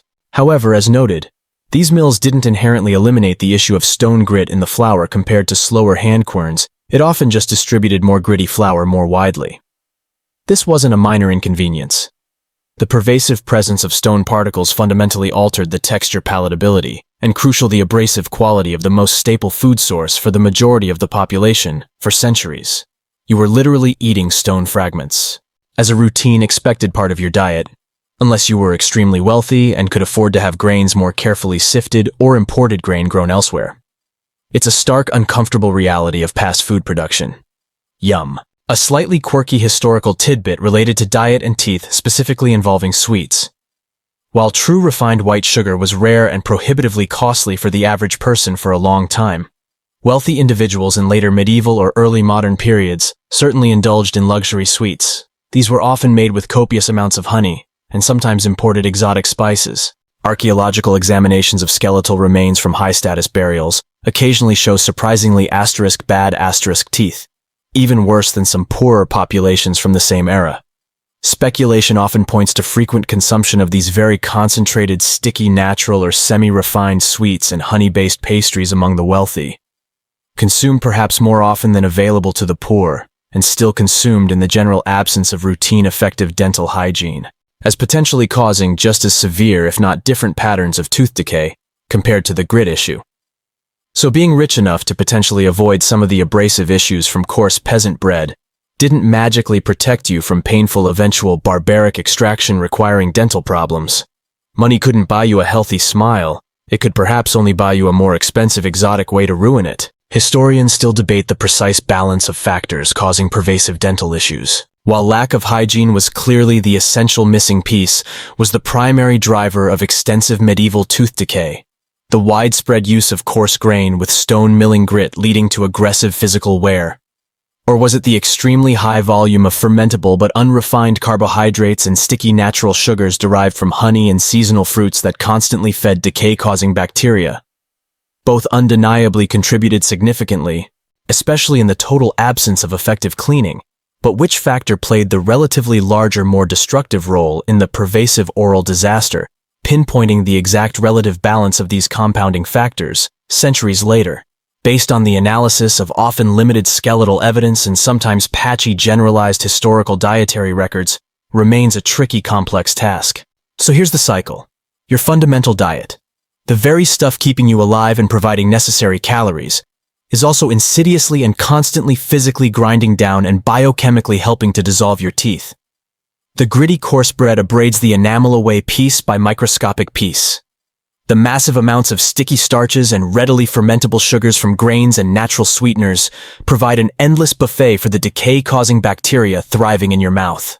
And the total absence of brushing or any other genuinely effective daily cleaning means there is simply nothing to consistently interrupt the relentless, devastating advance of cavities, gum disease, and infection. This daily reality of dietary assault forms a grim feedback loop with the treatments we've discussed.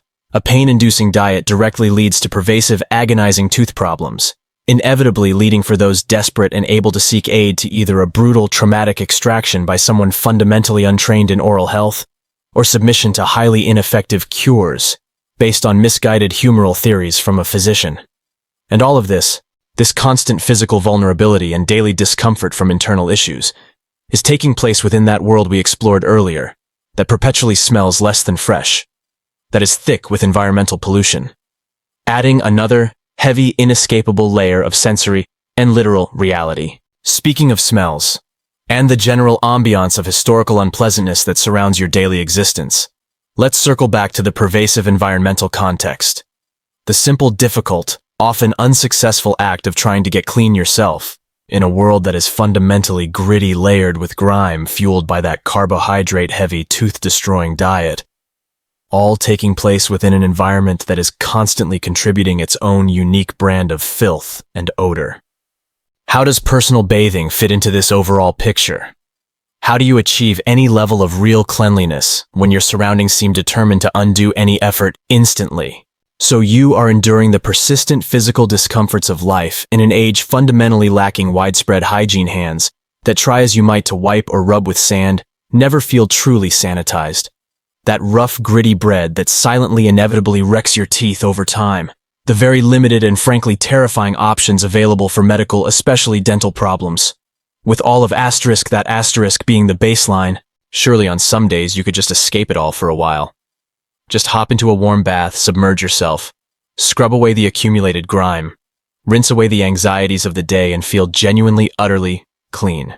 Ah, if only it were that simple. If only filling a tub, adding bubbles and stepping into warm water were just a routine decision made at the end of a tiring day. Welcome fully to the often nuanced and overwhelmingly disappointing reality of actual historical bathing habits for most people most of the time. A full hot bath, immersing your entire body in heated water. This was for the vast majority of the population for the majority of historical periods we're discussing. A very significant event, a luxury, something special, something infrequent. It was absolutely not a routine daily activity. Weekly full baths, let alone daily showers or baths, were utterly alien, impossible concepts for common folk. Imagine the sheer multi-step effort involved in getting ready for even one such bath. First, you need a tub. This wasn't a built-in fixture in a dedicated room. You might potentially own a large wooden barrel or a dedicated, perhaps metal-lined or stoutly constructed wooden tub if you were somewhat prosperous. Many poorer households might simply not possess a large container suitable for immersing an entire human body. You'd perhaps have a basin or two for partial washing but not a full tub. Then, you need water. Clean enough water. Water has to be physically hauled carried, bucket after heavy bucket, trip after aching trip, from the nearest water source, a well if you had access to a decent one, a stream, a river. This was hard, repetitive, physically demanding work. The distance, the weight, the number of trips required just to fill a tub large enough for one adult would be significant. It is a major drain on time and physical energy. Remember, this energy and time are needed for countless other survival tasks. Carrying enough water just for personal cleaning would feel like a chore that rivals gathering food or preparing meals. And then comes the step that adds exponential difficulty and resource cost: heating it. If you simply dunk yourself in cold water, particularly in many climates for much of the year, that experience is intensely uncomfortable and perhaps even risky for health or perceived humoral balance, given cold was linked to phlegm. To make a bath even remotely comfortable or effective for relaxing muscles or warming the body, the water needed heating. Heating a significant volume of water sufficient for bathing requires a substantial amount of fuel, wood, or peat. That fuel, as discussed earlier, is precious. It costs money if you purchase it at market or requires hours of hard labor to gather, cut, and prepare yourself. You need a large pot or cauldron capable of holding a significant volume of water and being suspended over a fire. You need a robust fireplace hearth or outdoor setup sturdy enough to hold this heavy pot over a sustained fire for a long enough time to heat the water significantly. The act of simply gathering the fuel, hauling the water, and heating it all, just for one single bath, is an undertaking. It consumes fuel, time, and immense physical energy. Energy and time that for the vast majority of people struggling for subsistence is desperately needed for immediate survival activities: cultivating fields, tending livestock, grinding grain, spinning and weaving, cooking daily food, just staying warm. Compared to this, your modern deliberation about adjusting the knob for 5 more seconds of hot water, or how many minutes your shower is lasting, feels incredibly, laughably trivial. Shall I use the instant, infinitely supplied hot water from the wall? What a conundrum requiring vast cognitive energy. The sheer difficulty of acquiring a bath in this era recalibrates your entire perspective on effortless modern convenience. Given this level of immense effort and resource allocation required, full body baths for common folk were infrequent, very infrequent. For peasants working the land day in and day out, maybe a few times a year. Perhaps coinciding with significant annual events like major religious festivals, or before important life transitions like getting married, or after the intense labor of a harvest. Special occasions demanding extra effort. For those slightly better off, perhaps skilled artisans, minor merchants, reeves, or bailiffs, maybe a bit more often. Quarterly, seasonally. Perhaps monthly if their resources were good. But even for them, it wasn't necessarily a casual decision. It was planned, prepared for, an event. Even royalty and the wealthiest nobles who commanded retinues of servants capable of handling all the logistics. The fuel gathering, the water hauling, the pot management, and who had access to large metal or wood tubs and plenty of fuel. Even for them while they bathed more frequently than the poor. It wasn't necessarily the daily cleansing ritual we associate with modern standards for affluent living. There might have been washes of hands and face, a ritualistic practice we'll touch on, or perfuming. But a full immersion bath every single day. Not standard practice across all periods and all noble households in Europe by any means. The romantic image you might have in your head of gleaming, fresh-smelling knights and ladies from Camelot or elsewhere after a long day of jousting or courtly intrigue is likely historically quite inaccurate. They probably smelled, well, very distinctly their status and activities combined with the fundamental sense of unwashed bodies, layers of thick wool, or elaborate unwashable garments and animals. Perhaps slightly better or worse depending on their efforts at perfuming or infrequent bathing, but certainly pungent by modern standards. Very heroic, very organic. When you did manage to acquire a bath, the focus and practice might also differ from ours. It often involved primarily soaking, immersing your body in the heated water. It might feel warm, comforting, relaxing, easing muscles tired from labor, providing a brief respite from chill. As the bath progressed, the water would cool and predictably become visibly soiled with the accumulated grime shedding from your body and clothes. If you had the means and forethought, perhaps more hot water could be added to refresh it somewhat, or you might shift water between smaller basins. The primary goal in the bath wasn't necessarily vigorous scrubbing aimed at deeply cleansing pores or killing bacteria, a concept, remember, that didn't exist. It was often seen as a way to relax, to warm up, potentially to balance bodily moisture, or expel certain things from the body. And as we discussed earlier regarding humoral theory, aggressive cleansing, particularly trying to open pores by vigorous scrubbing, was often viewed suspiciously by medical theory, seen as potentially allowing harmful environmental factors, miasma, or humoral imbalances into the body. Oh no, one might think or be advised while in the tub. Mustn't scrub too hard, my pores will open and let in the bad airs and upset my collar balance. So you weren't aiming for a sterile, germ-free state. You were aiming for a state of comfortable moistness, maybe relaxation perhaps with some gentle surface rinsing. And what specifically might they have used for cleaning and the bath, if not readily available bubbly modern soap? As noted, basic soap did exist in some forms chemically crude. Lye soap often made from boiling animal fat with the ash of wood or plants rich in alkali. This was typically a harsh substance. It often smelled strongly of the fats used, tallow or other animal fats, and the lye. It was not engineered to be gentle or to produce vast quantities of delightful foam. It was often irritating or even potentially damaging to the skin, depending on how strong or poorly made the lye was. If you were lucky enough and perhaps wealthy enough to acquire some of this basic soap, you might use a small amount, perhaps rubbing it onto a rough cloth, linen or wool probably, and then attempting to apply it to parts of your body. But more commonly, even in the bath, the cleaning effort relied on the water itself, combined with simple physical friction. Rubbing your skin with your hands, or perhaps that rough cloth, hoping to lift visible dirt away. People might also add various herbs or bran to the bath water, perhaps for scent. Things like rosemary, lavender, chamomile could be included, making the experience more pleasant, perhaps masking the underlying smell of unwashed water or body. Or sometimes these additives were believed to possess certain cleansing or medicinal properties for the skin. Soaking in water scented with nice herbs might certainly feel refreshing and improve the subjective experience. But adding a handful of herbs or some bran to a tub of manually hauled and heated water isn't providing the powerful, degreasing, dirt-lifting, germ-reducing action of effective soap. It's a bit like adding a fancy air freshener to a bin that's been slowly accumulating refuse for weeks. It might make the air around the bin smell nicer, momentarily improving the user experience, but it's not fundamentally dealing with or cleaning out the core source of the problem. While the large, sophisticated public bath complexes of the Roman world did largely decline significantly in many parts of Western Europe after the collapse of the Western Roman Empire, the infrastructure crumbled. The cost of maintaining large public works was immense, and social habits evolved. Bathhouses did reappear and gain some prominence in medieval towns and cities, particularly during the later medieval period, roughly 12th to 14th centuries. These were commercial establishments, places where, for a fee, you could pay for access to hot water wooden tubs and maybe even additional services that went well beyond bathing sometimes, including things like massages, shaving, hairdressing, and sometimes, yes, even minor medical or barber surgical procedures like bloodletting. Because in a world where few places had heated water on demand, a place that did offer, it became a kind of multi-purpose hub for bodily attention. These urban bathhouses could become important social centers, places to meet friends, conduct casual business, relax from physical strain. However, as they proliferated, some also gained, shall we say, reputations. Reputations perhaps sometimes deservedly for not being models of pristine cleanliness themselves.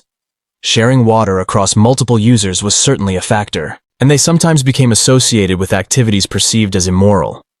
Prostitution could happen nearby or even sometimes discreetly within certain bathhouses, but a truly devastating blow came to the popularity and prevalence of these public bathhouses, with the terrifying arrival and repeated outbreaks of major epidemic diseases, most notably the Black Death in the mid-14th century, and subsequent plagues that swept through Europe in the following centuries.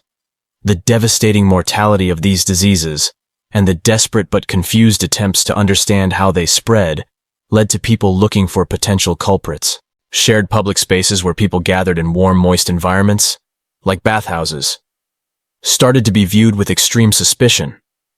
Why risk catching something deadly from the water itself, or from your fellow bathers when terrifying diseases are visibly inexplicably ravaging populations? Concerns, however misplaced from a germ theory perspective about communal hygiene and disease transmission, led many towns and authorities to view public bathhouses negatively.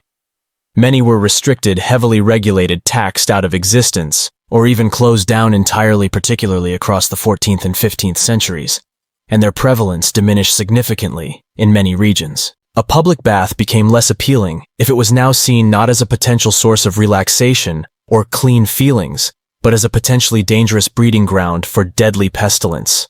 Suddenly, relying on infrequent private bathing attempts at home, however laborious and ineffective by modern standards, likely seemed like the significantly healthier, safer option, even if less convenient and far less effective at achieving actual cleanliness. A key mainstream historical fact here provides broader context for bathing in Europe. The significant achievement of the classical Romans in widespread urban sanitation, including their extensive networks of aqueducts, bringing fresh water, public fountains providing access, and sometimes very impressive sewer systems, like the famous Cloaca Maxima in Rome, which supported a culture of relatively widespread though variable public bathing. This level of infrastructure and daily water access declined massively and quickly in many parts of Western Europe after the collapse of the Western Roman Empire.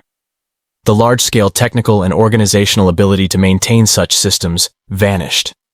And it would take many, many centuries, well into the post-medieval period, often prompted by devastating cholera outbreaks in the 19th century, which finally drove home the undeniable link between contaminated water, filth, and disease, for major European cities to begin rebuilding on an even grander and more technically effective scale the complex urban sanitation and water supply infrastructure that Rome had possessed. There was a real significant regression in infrastructure and associated practices in many areas from the classical peak, and the slow climb back to urban water access and sanitation on a wide scale took a very, very long time. A slightly quirky historical tidbit highlights an exception within the general picture of limited bathing, particularly among wealthy and elite circles during the medieval period, and later even if full-body bathing remained infrequent.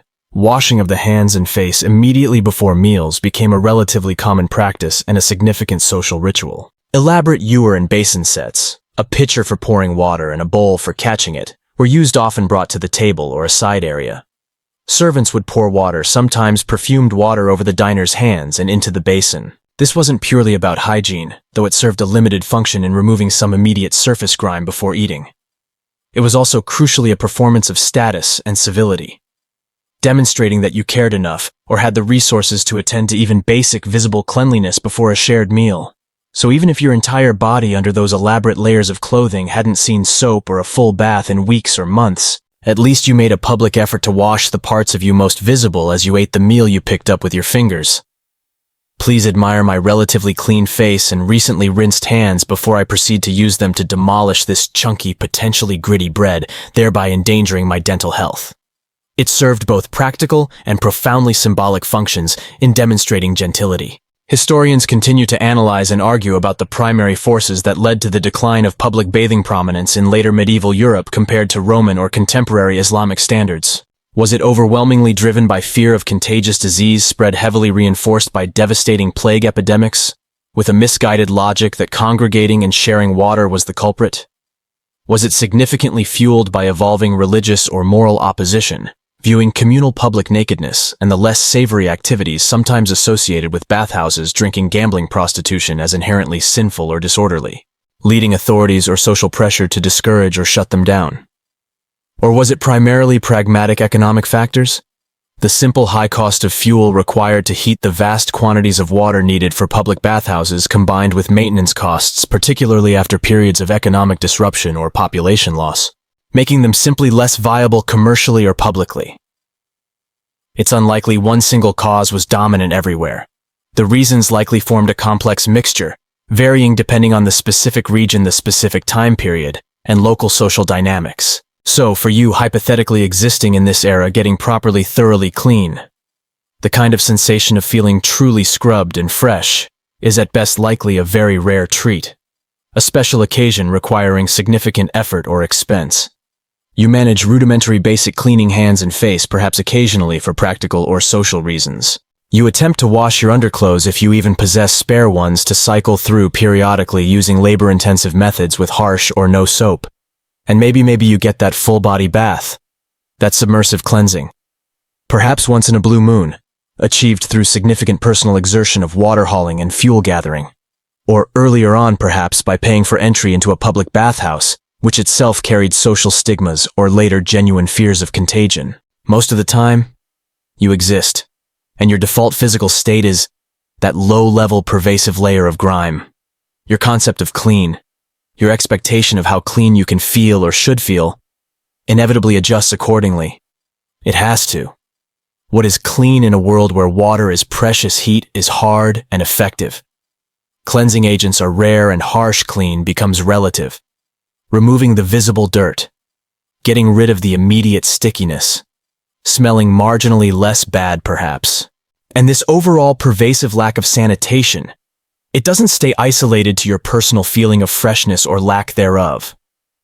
Combined with the constant biological byproduct of agriculture of draft animals in proximity, and critically of widespread unsanitary human refuse disposal, it contributes directly overwhelmingly to the pervasive ambient smells, the distinct aroma of a medieval town, the widespread potential vectors for disease transmission that are simply baked into the environment, particularly when communities are concentrated together, which if you don't live rurally isolated, you are.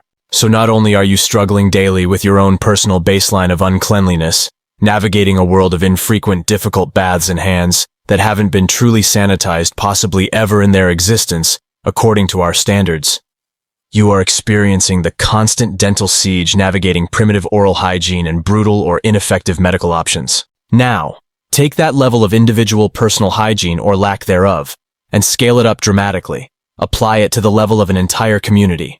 Hundreds, thousands of people, concentrated together into the relatively small geographic space of a medieval town or even a substantial village. It's not just you who is less than clean. It's everyone. The accumulated bodily residue of 1,000 people in a tight space is significant. And it's not just the human inhabitants and their personal habits contributing to the environment. It's also the animals large and small that are essential to their lives kept in close proximity for work, food, or transport. It's the inevitable waste byproduct of all forms of life. It's food refuse debris from various crafts and general garbage, all mixing together in a world that, for the vast majority of historical periods, simply did not possess functional large-scale municipal systems for dealing with any of it cleanly or efficiently. If the smell of individual people who haven't bathed in weeks or months was, shall we say, a distinct olfactory experience, then walking through and living within a typical medieval town environment is often not just an assault on your nose. It's a relentless multi-layered barrage of smells, a sustained attack on your olfactory senses that might make you seriously consider whether breathing was on balance genuinely worth it. Forget pleasant-smelling soaps, scented candles, or sophisticated air fresheners. Those sensory comforts belong to a distant future. The dominant ambient aroma of history in urban spaces is intense. and deeply unmistakably organically pungent. Let's walk hypothetically down a street in a medieval town. As you navigate the pathways, often unpaved, made of earth, perhaps uneven cobblestones in more prosperous areas, your shoes or your bare feet, depending on your poverty, quickly acquire a layer of something. Something moist. Something yielding. Something you definitely do not want to bring inside. Running down the middle of many streets, or perhaps along the sides, you would commonly find open drains, gutters. These are not sophisticated storm drains designed just for rainwater runoff directed into proper underground sewer systems that carry waste safely away. Oh no. These open gutters, these channels designed to carry away liquids, are where a significant amount of urban waste goes. What kind of waste? Well, water used for washing, if anything is being washed. Water used for cooking or preparing food. Various liquid byproducts of household activities. And perhaps most significantly, most memorably in olfactory terms, the contents of chamber pots. Yes, the pots used for collecting human waste within houses. Lacking indoor plumbing or attached privies that connected to a central system. A widespread everyday method for disposing of human urine and feces was to simply carry the pot to the nearest street and empty its contents directly into the open gutter, or sometimes just into the street itself. Or maybe a nearby garden or communal space if rules, however weakly enforced, prohibited street dumping. Your neighbors, often multiple households sharing limited space, are quite literally pouring their bodily waste. Perhaps what they collected over several hours, or overnight, into the public thoroughfare that you use every day to walk to the market, to church, to your workplace, to visit a friend. You learn quickly to mind your step, to lift your feet carefully. Though perhaps after a while you also just develop a resigned acceptance that whatever might splash on your lower legs or shoes when it's raining, or even just from the flow in the gutter, is probably not just harmless rainwater. Excuse me, friend, is that... Yes it is. Ah well, carry on. Lovely weather. The normalcy of it becomes horrifying in retrospect. Compounding the liquid and semi-solid human contribution to the street-level ambiance and physical filth is the ubiquitous presence of animals. Livestock were not typically confined far outside the town limits in sanitary feedlots. Pigs, chickens, ducks, perhaps cows or horses used for transport or work. These animals often roamed relatively freely within town boundaries, or were kept in extremely close proximity to houses and businesses, perhaps in small yards immediately behind or beside the dwelling. And inevitably, inextricably linked with animal presence, is animal waste. Piles of manure from horses, tied up pigs rooting in small enclosures, chickens running free. These are common sights and significant contributors to the overall fragrance profile of the town.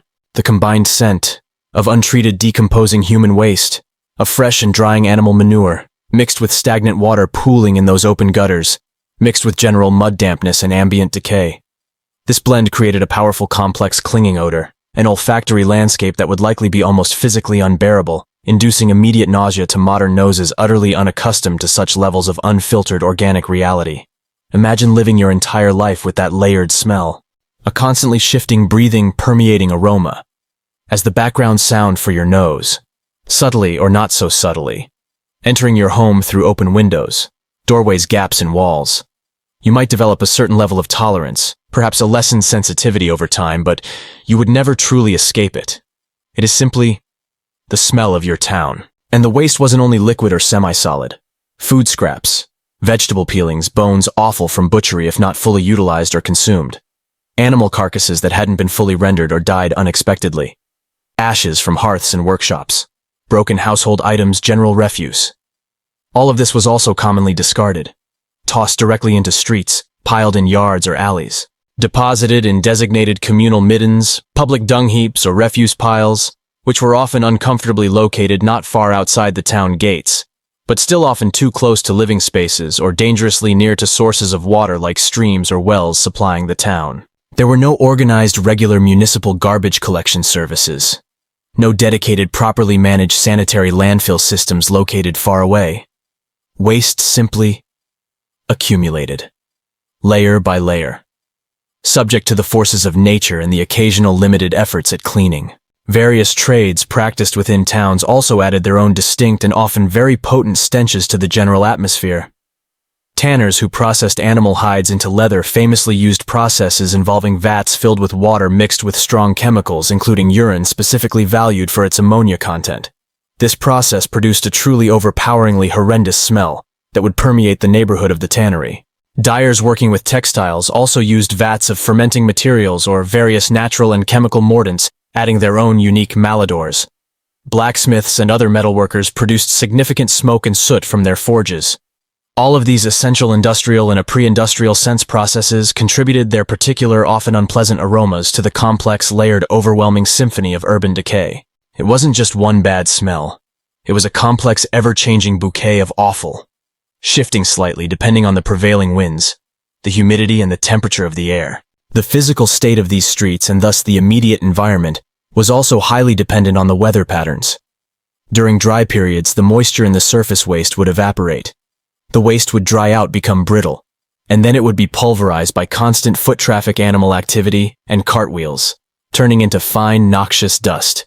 This dust, composed of dried manure, dried organic waste, regular soil particles, would then blow everywhere, carried by the wind, permeating everything, coating your clothes, your hair, your skin, entering open windows into houses, and critically, being breathed in with every breath you took, landing on your food if you ate outdoors or near an open window.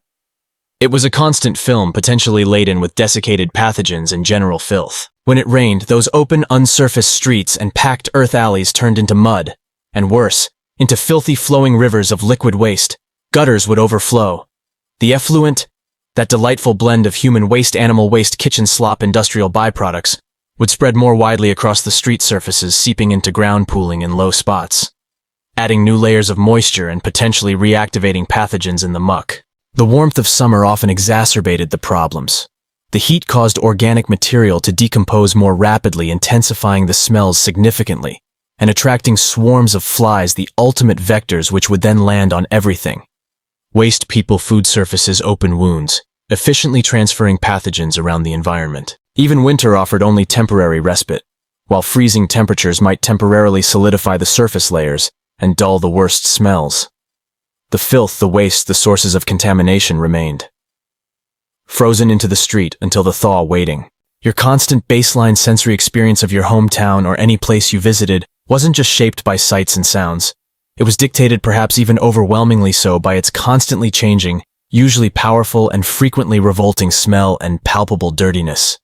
Imagine trying to have a pleasant civil conversation with a friend standing just outside your doorway or in the marketplace. And then, a sudden gust of wind or the rumble of a passing cart sends the concentrated essence, the aromatic core, of 2 days' worth of neighborhood refuse piled nearby, directly into your face. Taking deep, cleansing breaths was, shall we say, generally not recommended unless you possessed a truly masochistic inclination for inhaling fermented biological material. This pervasive level of environmental pollution, of unsanitary living conditions, it was not merely an aesthetic problem, something that simply offended the senses, though it did that with remarkable efficiency. It had serious, undeniable consequences for public health. Even though the fundamental direct link between sanitation and the spread of disease wasn't understood in scientific terms, germ theory was still future history. The environment itself was a significant contributing factor to illness and mortality. Contaminated water sources were rampant.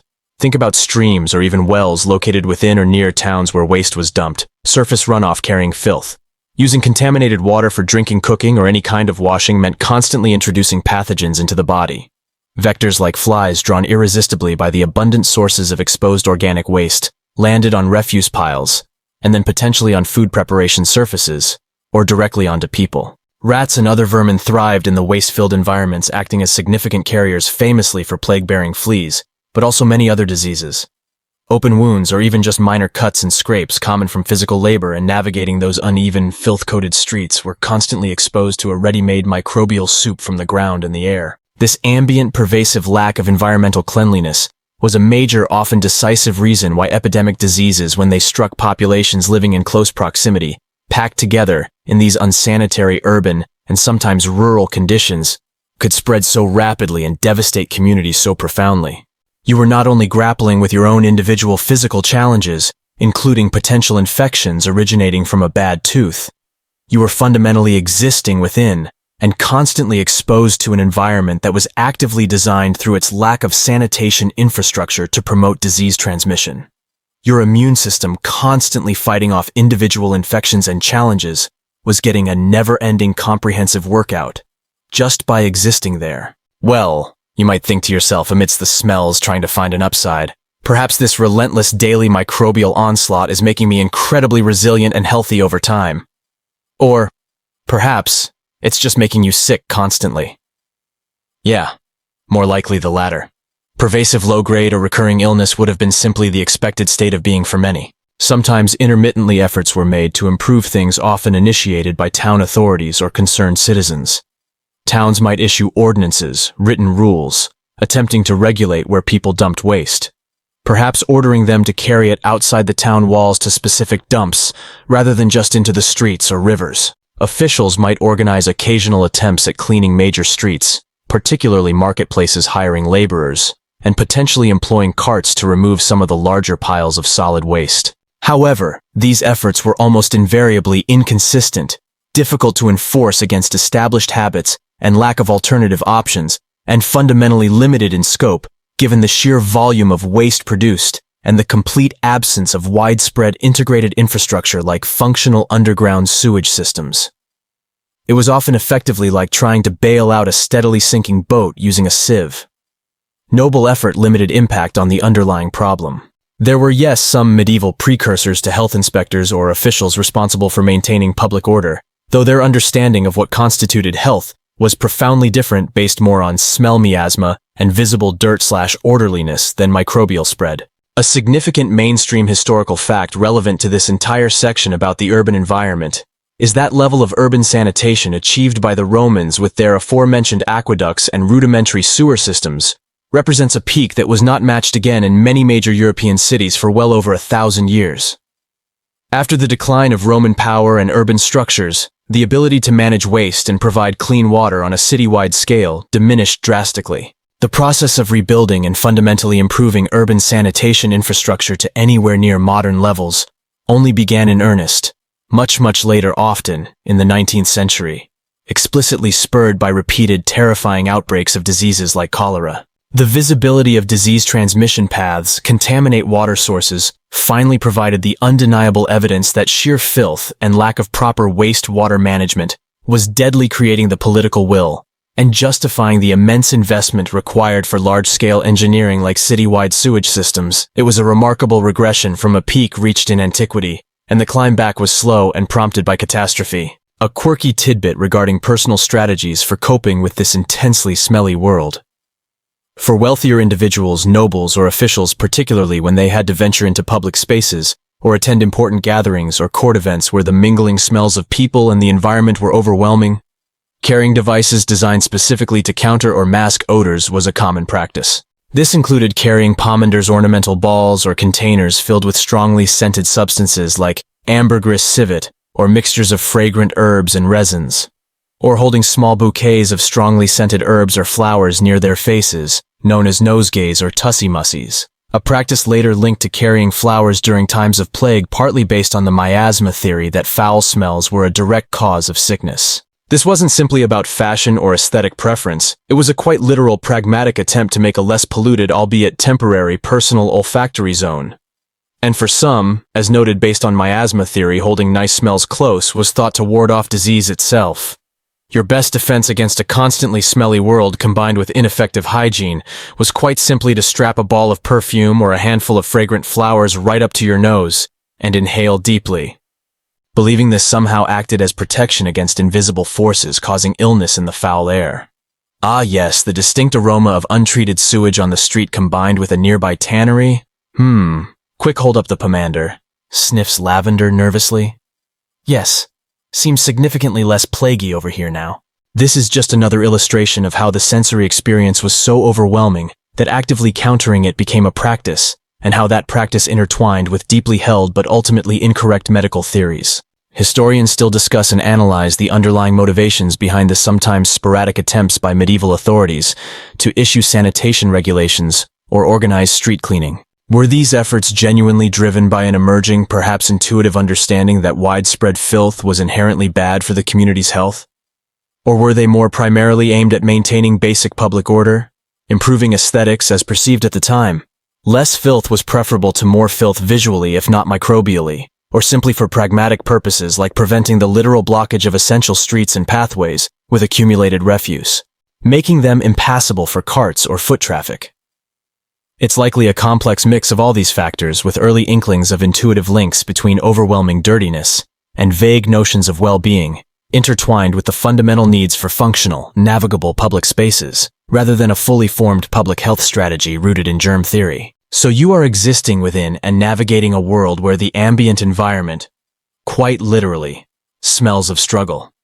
The streets, the dwellings, the markets, the people, the animals, the industries. It is a constant, challenging, and undeniably olfactory experience. You are breathing in dust potentially laden with centuries-old dried excrement.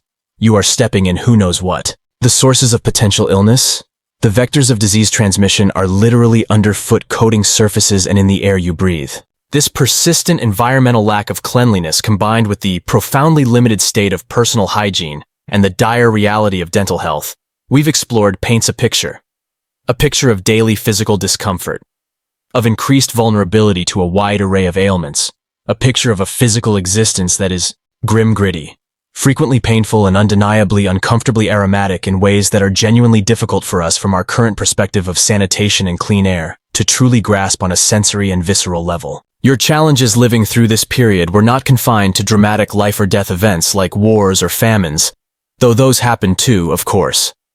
They were also fundamentally the persistent grinding discomforts, the lowered state of physical well-being, and the constant low-grade risks that simply permeated everyday existence. And while some of your major problems like an unbearable toothache might lead you to seek the brutal assistance of a barber surgeon or the questionable prescriptions of a humoral physician, what about the myriad other aches, pains, fevers, coughs, skin complaints, bumps, bruises, and common ailments you suffered just by living your life? How were those handled in this same medically limited, foul-smelling, vulnerable world? Let's turn our attention briefly to the landscape of general ailments and the sometimes astonishing ways they were addressed.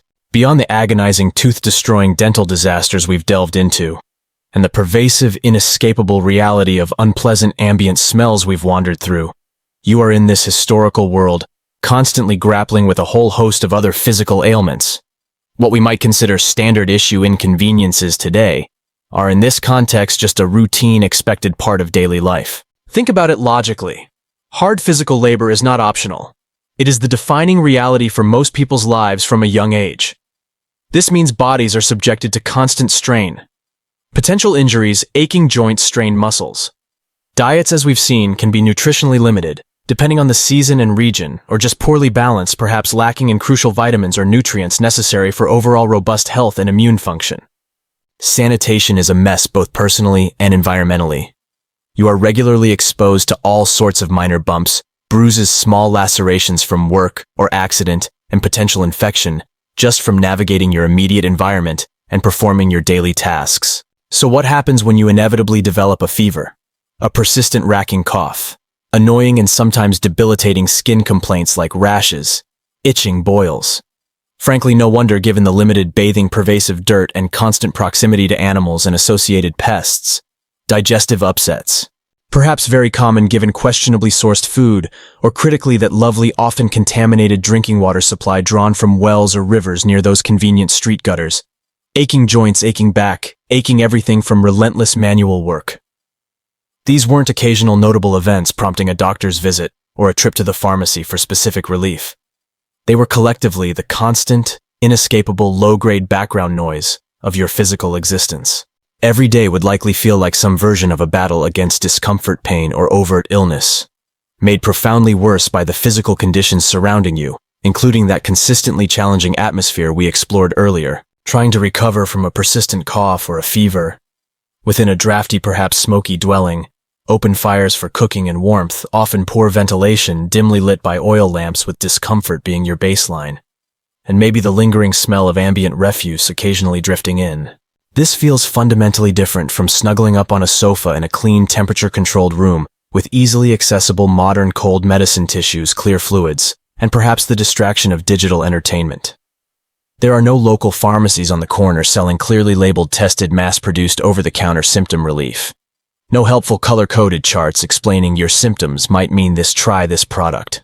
when you do inevitably get truly sick, beyond the capacity for sheer endurance, or suffer a significant physical injury, a broken bone, a deep cut, your options for finding effective help, any kind of meaningful intervention, are a bewildering, unpredictable, sometimes frankly alarming mix.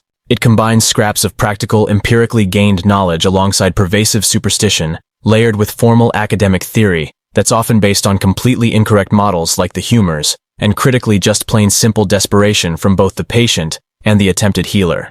There isn't a single unified, standardized medical system you can rely on. The care you might receive varies dramatically based on where you live, urban versus rural, your social status and wealth. Can you afford someone formally learned, and frankly who is available and what they believe in practice? You might if you are fortunate and wealthy enough to live near a major town or university that supports one seek help from a formally educated physician. Remember them. These are the learned individuals whose knowledge is primarily rooted in ancient texts, and yes, predominantly that enduring system of humoral theory. When faced with your fever, or your persistent cough, they might follow their standard diagnostic protocol. They would feel your pulse, believing different pulses signified different humoral states. They might examine your urine, its color, its smell, its clarity, any sediment within it. Uroscopy was a major diagnostic tool, though often linked again to interpreting humoral balance rather than detecting specific biological issues. They might ask detailed questions about your diet, your daily routine, perhaps even about your dreams or astrological signs, because all aspects of life were believed to influence or reflect humoral balance, and they would ultimately diagnose your fever or cough through this complex theoretical lens as a consequence of some humoral imbalance or excess. Perhaps too much hot, dry, yellow bile if you have a fever, or perhaps too much cold, wet phlegm if you have a cough. Their treatments, following logically from this diagnosis based on their flawed model, would still fundamentally revolve around attempting to restore that theoretical balance. This would likely involve strict dietary recommendations. Certain foods were believed to increase or decrease certain humors, perhaps more prescriptive advice about lifestyle and activity. And quite commonly, it would involve attempts to physically remove or balance the perceived excess humor. As we discussed for toothaches blamed on humors, this would still often involve various forms of bleeding therapeutic bloodletting, because an excess of blood or heat linked to blood could be seen as a symptom or cause of almost anything that involved fever or inflammation in their view, or prescribed purgatives, powerful laxatives and emetic substances to induce vomiting. The rationale was to physically force the body to evacuate what was perceived as the problematic excess humor from the system. So, there you are feeling absolutely dreadful, burning up with a fever, or unable to stop coughing, exhausted, and the height of formal medical wisdom is prescribing a potentially debilitating purge that weakens you further, or suggesting a vein needs to be cut, or that some leeches should be applied again. Yeah, that should definitely clear everything right up. Perhaps, "Ah yes, physician, I am now feeling weaker than before, violently ill from this concoction and contemplating my life choices on this precarious chamber pot. This must be medicine, working exactly as intended, purging the illness." Truly humoral medicine at its finest from its own perspective. Much more commonly accessible for the average person in a village or smaller town, would be a different source of healing knowledge, local healers. Wise women or wise men. Individuals who often held accumulated knowledge passed down through generations within their families or communities.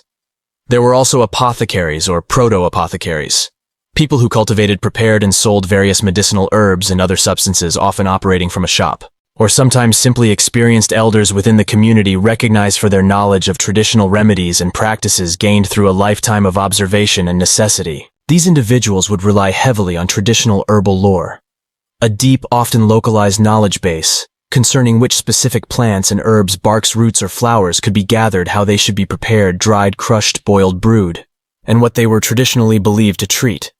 They would prepare poultices, soft masses often of crushed plants applied externally to wounds, or swellings for external injuries, boils, or skin infections. They would create brews or teas made from specific combinations of boiled or steeped herbs given internally to treat symptoms like coughs, stomach upsets, fevers, or digestive complaints. Now, it is important to acknowledge here, some of these traditional herbal remedies did possess genuine medicinal properties. We know now through modern science that certain plants contain compounds with real pharmacological effects. Willow bark, for example, contains salicylates, the chemical precursors to modern aspirin, and chewing it or making a tea from it Could asterisk provide some level of pain relief or fever reduction? Certain herbs might have natural antiseptic, anti-inflammatory, or soothing qualities. Some plants act as genuine laxatives or emetics, but these effects were not understood in terms of precise chemical compounds or biological mechanisms. They were known when they were effective purely through empirical observation over generations.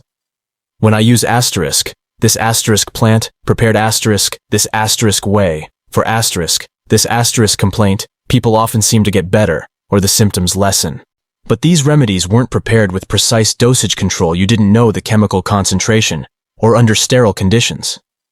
It was fundamentally trial and error. Practical knowledge, often gained the hard way, sometimes effective for managing symptoms, but rarely capable of addressing deep-seated infections or systemic diseases, combined often with layers of other practices. Alongside or deeply intertwined with these more practical herbal and theoretical humoral approaches was an absolutely strong, pervasive element of faith prayer, and often what we would now term outright superstition. Illness wasn't solely viewed through a physical lens. For many people throughout these periods, sickness was frequently interpreted as a result of spiritual forces. It could be seen as a test from God, a punishment for perceived sin, a manifestation of divine displeasure, or sometimes critically as the malicious work of external malevolent forces, evil spirits, demonic influence, or terrifyingly for those accused the result of witchcraft practiced by an enemy. So treatment wasn't limited to herbs or humors. It very commonly and strongly involved religious intervention. Treatment might explicitly include prescribed acts of penitence if the illness was thought to be a punishment for sin, earnest fervent prayer for divine healing, undertaking difficult and often expensive pilgrimages to distant holy sites believed to have concentrations of divine healing power, or seeking physical contact with holy objects or relics. Fragments of saints' bones, pieces of the true cross objects, touched to such relics, all believed to transmit miraculous healing grace. You might wear an amulet or charm on your person, perhaps inscribed with protective religious symbols, crosses or prayers, specifically to ward off illness or protect against malevolent spiritual forces believed to cause sickness. Specific prayers or religious verses might be recited, often accompanying the application of a more physically oriented remedy. A healer applying an herbal poultice to a wound might simultaneously be muttering incantations or verses from scripture over the wound, seeing both actions, the herbal dressing and the prayer, as equally if not more important parts of the single healing process. The lines between what we perceive as medicine, herbalism, primitive surgery, and what we see as magic or religious faith were often profoundly blurred. A modern concept like conducting a randomized controlled trial to see if the herb works independently of the prayer simply not relevant or even conceivable. Diagnosis itself in this multi-layered reality could be based on those humoral signs examined by the physician, but also on methods utterly outside of biology. Examining the configuration of the stars or the phase of the moon in relation to the patient's birth chart, believing planetary alignments could influence health. Examining symbolic objects associated with the patient, or even interpreting signs seen in dreams. A healer might attempt to divine the mysterious underlying cause of your persistent cough or your aching back by casting dice, looking at coffee grounds in later periods, though the principle holds for other substances, or consulting complex astrological charts to predict the trajectory and outcome of an illness based on heavenly bodies. Your potential prognosis, the prediction of whether you would live or die, recover quickly or languish, was also often tied to these complex systems of belief, rather than biological markers we would use today. If bloodletting was prescribed, for example, the *day* it was performed might be chosen based on complex charts, indicating auspicious and inauspicious days for medical procedures, based on the patient's zodiac sign, the moon's phase, and other astrological calculations. You absolutely had to time that bleeding session correctly. Mustn't proceed if Mars is in a particularly aggressive phase relative to your constellation.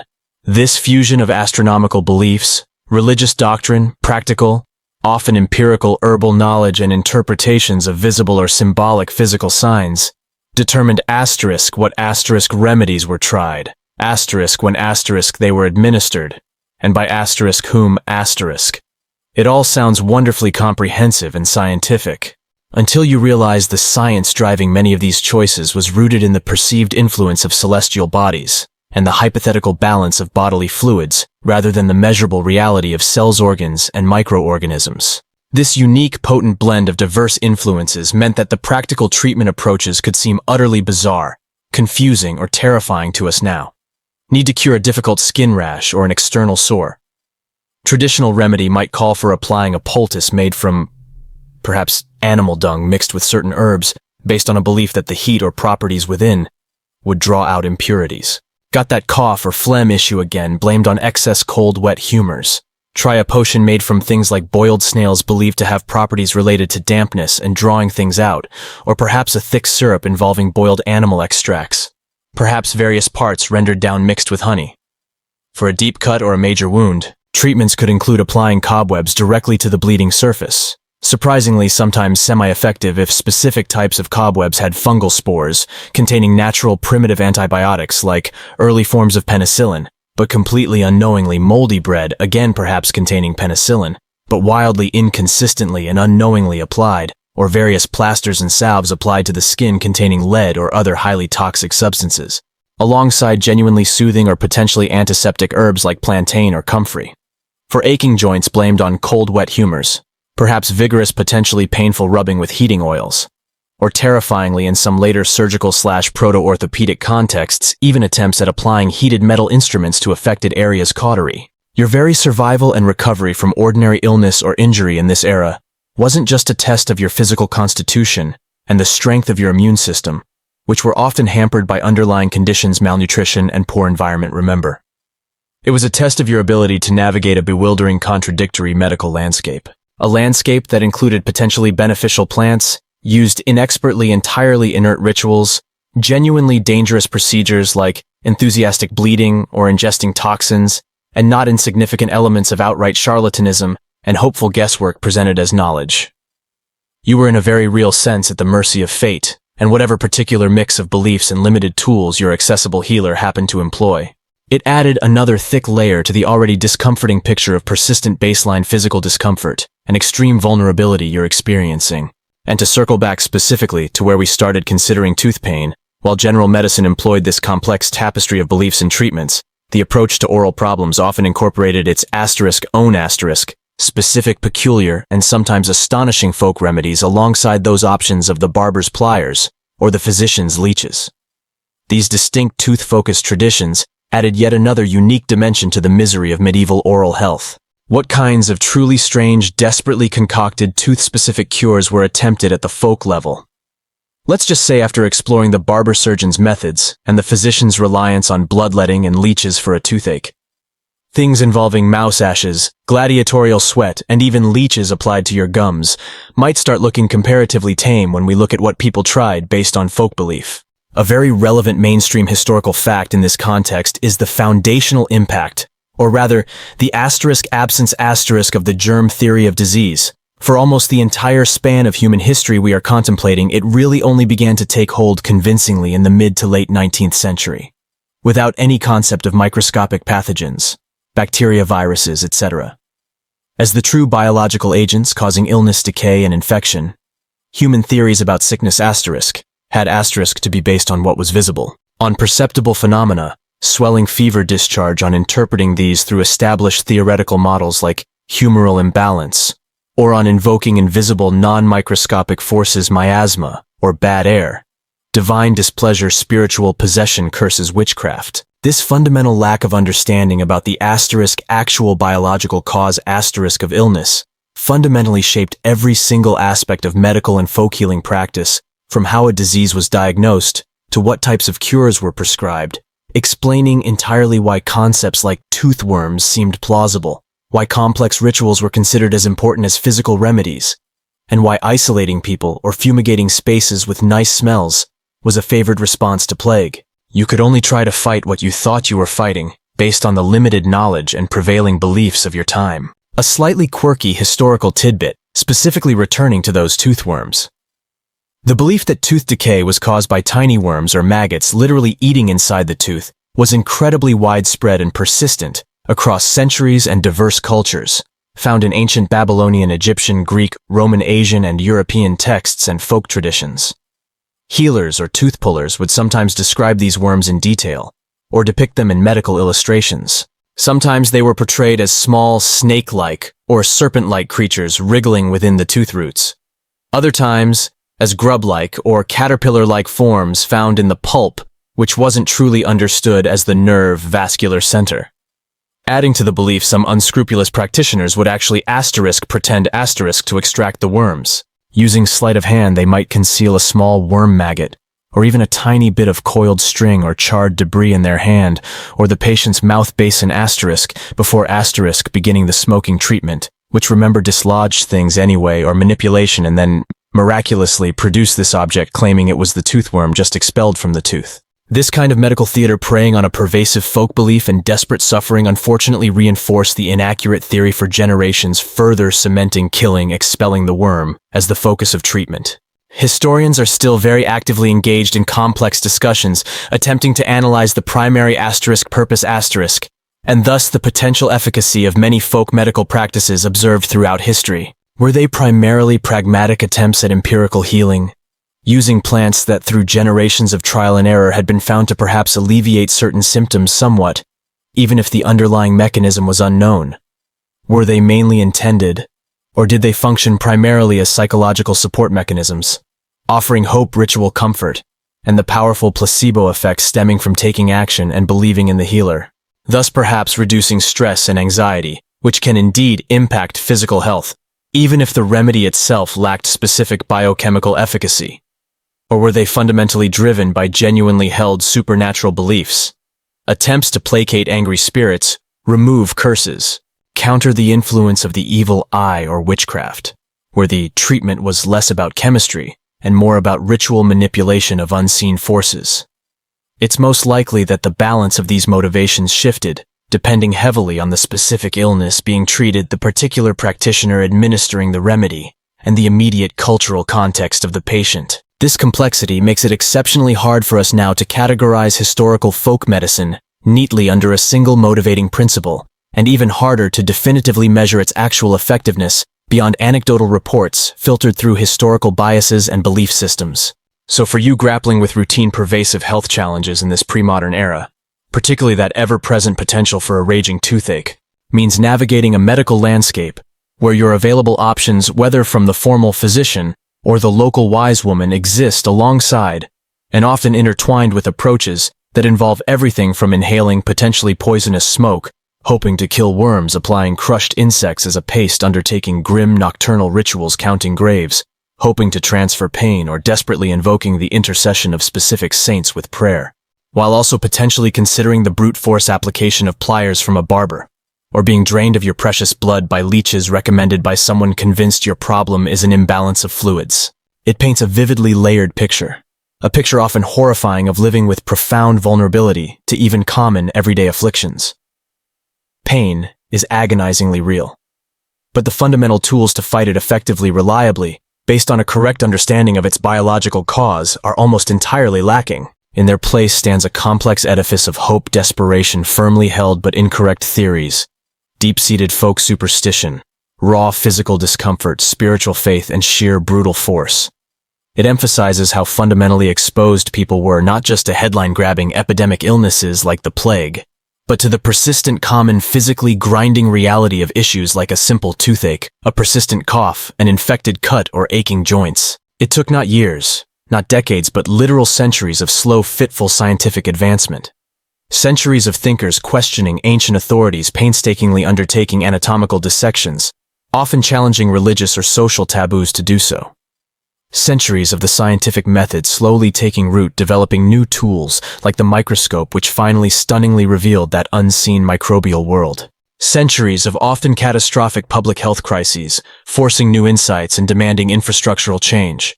Centuries of cultural and social shifts gradually reshaping daily habits and priorities. Only slowly, painstakingly, did our modern ideas about personal cleanliness, effective medicine, preventative care, and yes, the specific complex world of oral health begin to take firm hold, disseminating unevenly across populations and geographies, gradually, slowly beginning to transform the harsh, smelly, painful, vulnerable existence we have explored tonight into the reality that most of us in developed nations now take completely for granted. It really sucked to have a toothache in this era. It really sucked to be the person tasked with pulling it out using crude tools.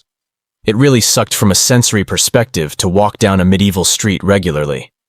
And contemplating this stark fundamental difference serves as a potent, profound reminder of just how revolutionary, how life-altering, and how incredibly recent the widespread adoption of basic hygiene truly is in the grand sweep of human history. It isn't merely about smelling nice or feeling fresh on the surface. It is about a fundamental daily layer of physical protection, comfort, and resilience against illness and discomfort that the vast, overwhelming majority of humans who have ever lived on this planet simply did not have access to. It underscores just how precarious and demanding basic existence was, and how much invisible progress underlies the conveniences of modern life. Sweet dreams tonight whenever sleep may come. And perhaps try very, very hard not to think about the medieval street gutters, or those theorized toothworms, or the barber surgeon's pliers, as you drift off. And now as the final echoes of these words drift away into the stillness and the journey through that often gritty, sometimes overwhelmingly smelly history draws gently to a close, feel the various sounds around you, softly, subtly, beginning to quieten and soften even further. The faint echo of that historical discomfort we stirred up, that baseline of pervasive dirt, those specific odors, the echoes of historical aches and pains. Let it slowly, gradually begin to recede into the distance within your mind now. It was a past world firmly in the past, a reality explored and now allowed to diminish in immediacy, becoming just a faint whisper, a distant echo of what life used to be. Notice the stillness, the calm, beginning to deepen all around you now. Those specific images we conjured together throughout this journey, the bustling but not clean barber shop, the feel of that dark, gritty bread between your hypothetical historical teeth, the image of those open gutters, and the constant flow of things you absolutely would rather not step in or even smell. Let them lose their sharpness now. Let their edges blur and soften, fading gently in your mind like old photographs viewed in a very soft, dim light. Their details no longer demanding immediate attention. There is no longer any need, no requirement to hold on to that discomfort, or those vivid details of a world so different from your own. It is history now, solidly, firmly residing in the past, providing only a stark, clear contrast to the quiet, comfortable, protected space you occupy tonight. Bring your awareness fully back to where you are, to the reality of your own space in this present time. Feel the physical comfort of where you are now, perhaps settled in your bed. Feel the softness of the surfaces beneath you, the blankets over you. Sense the temperature of your room regulated to your comfort. Breathe the air. Air that is filtered free from ancient dust and ambient refuse smells air that is simply clean. This quiet comfort, this underlying ease and security, is perhaps the furthest possible reality from the world we just spent hours exploring together. Just ease into it. Sink deeply into that modern sense of comfort and safety that is so easily overlooked in daily life. Let your muscles release. Let go of any tension they might be holding, any lingering physical response to contemplating discomfort or historical vulnerability. Simply let it all dissipate. Allow your body to grow heavier against the surface supporting it. Relax. Tonight's journey is complete. The stories have been told. The sensory details, however challenging, have been painted in your mind. Your body and your mind now know it is time. Time to transition fully. Time to find deeper rest. There is only the growing stillness now, the gentle fade of waking awareness, and the quiet, steady promise of deep, undisturbed, hygienic sleep, washing over you completely, like a slow, warm tide. Nothing left to do. Nothing left to think about or prepare for. Nowhere else to be. Just relax. Breathe slowly and evenly. Feel the quiet. And drift. Simply drift now, towards quiet, dark, wonderfully undisturbed, and thankfully hygienically assured sleep.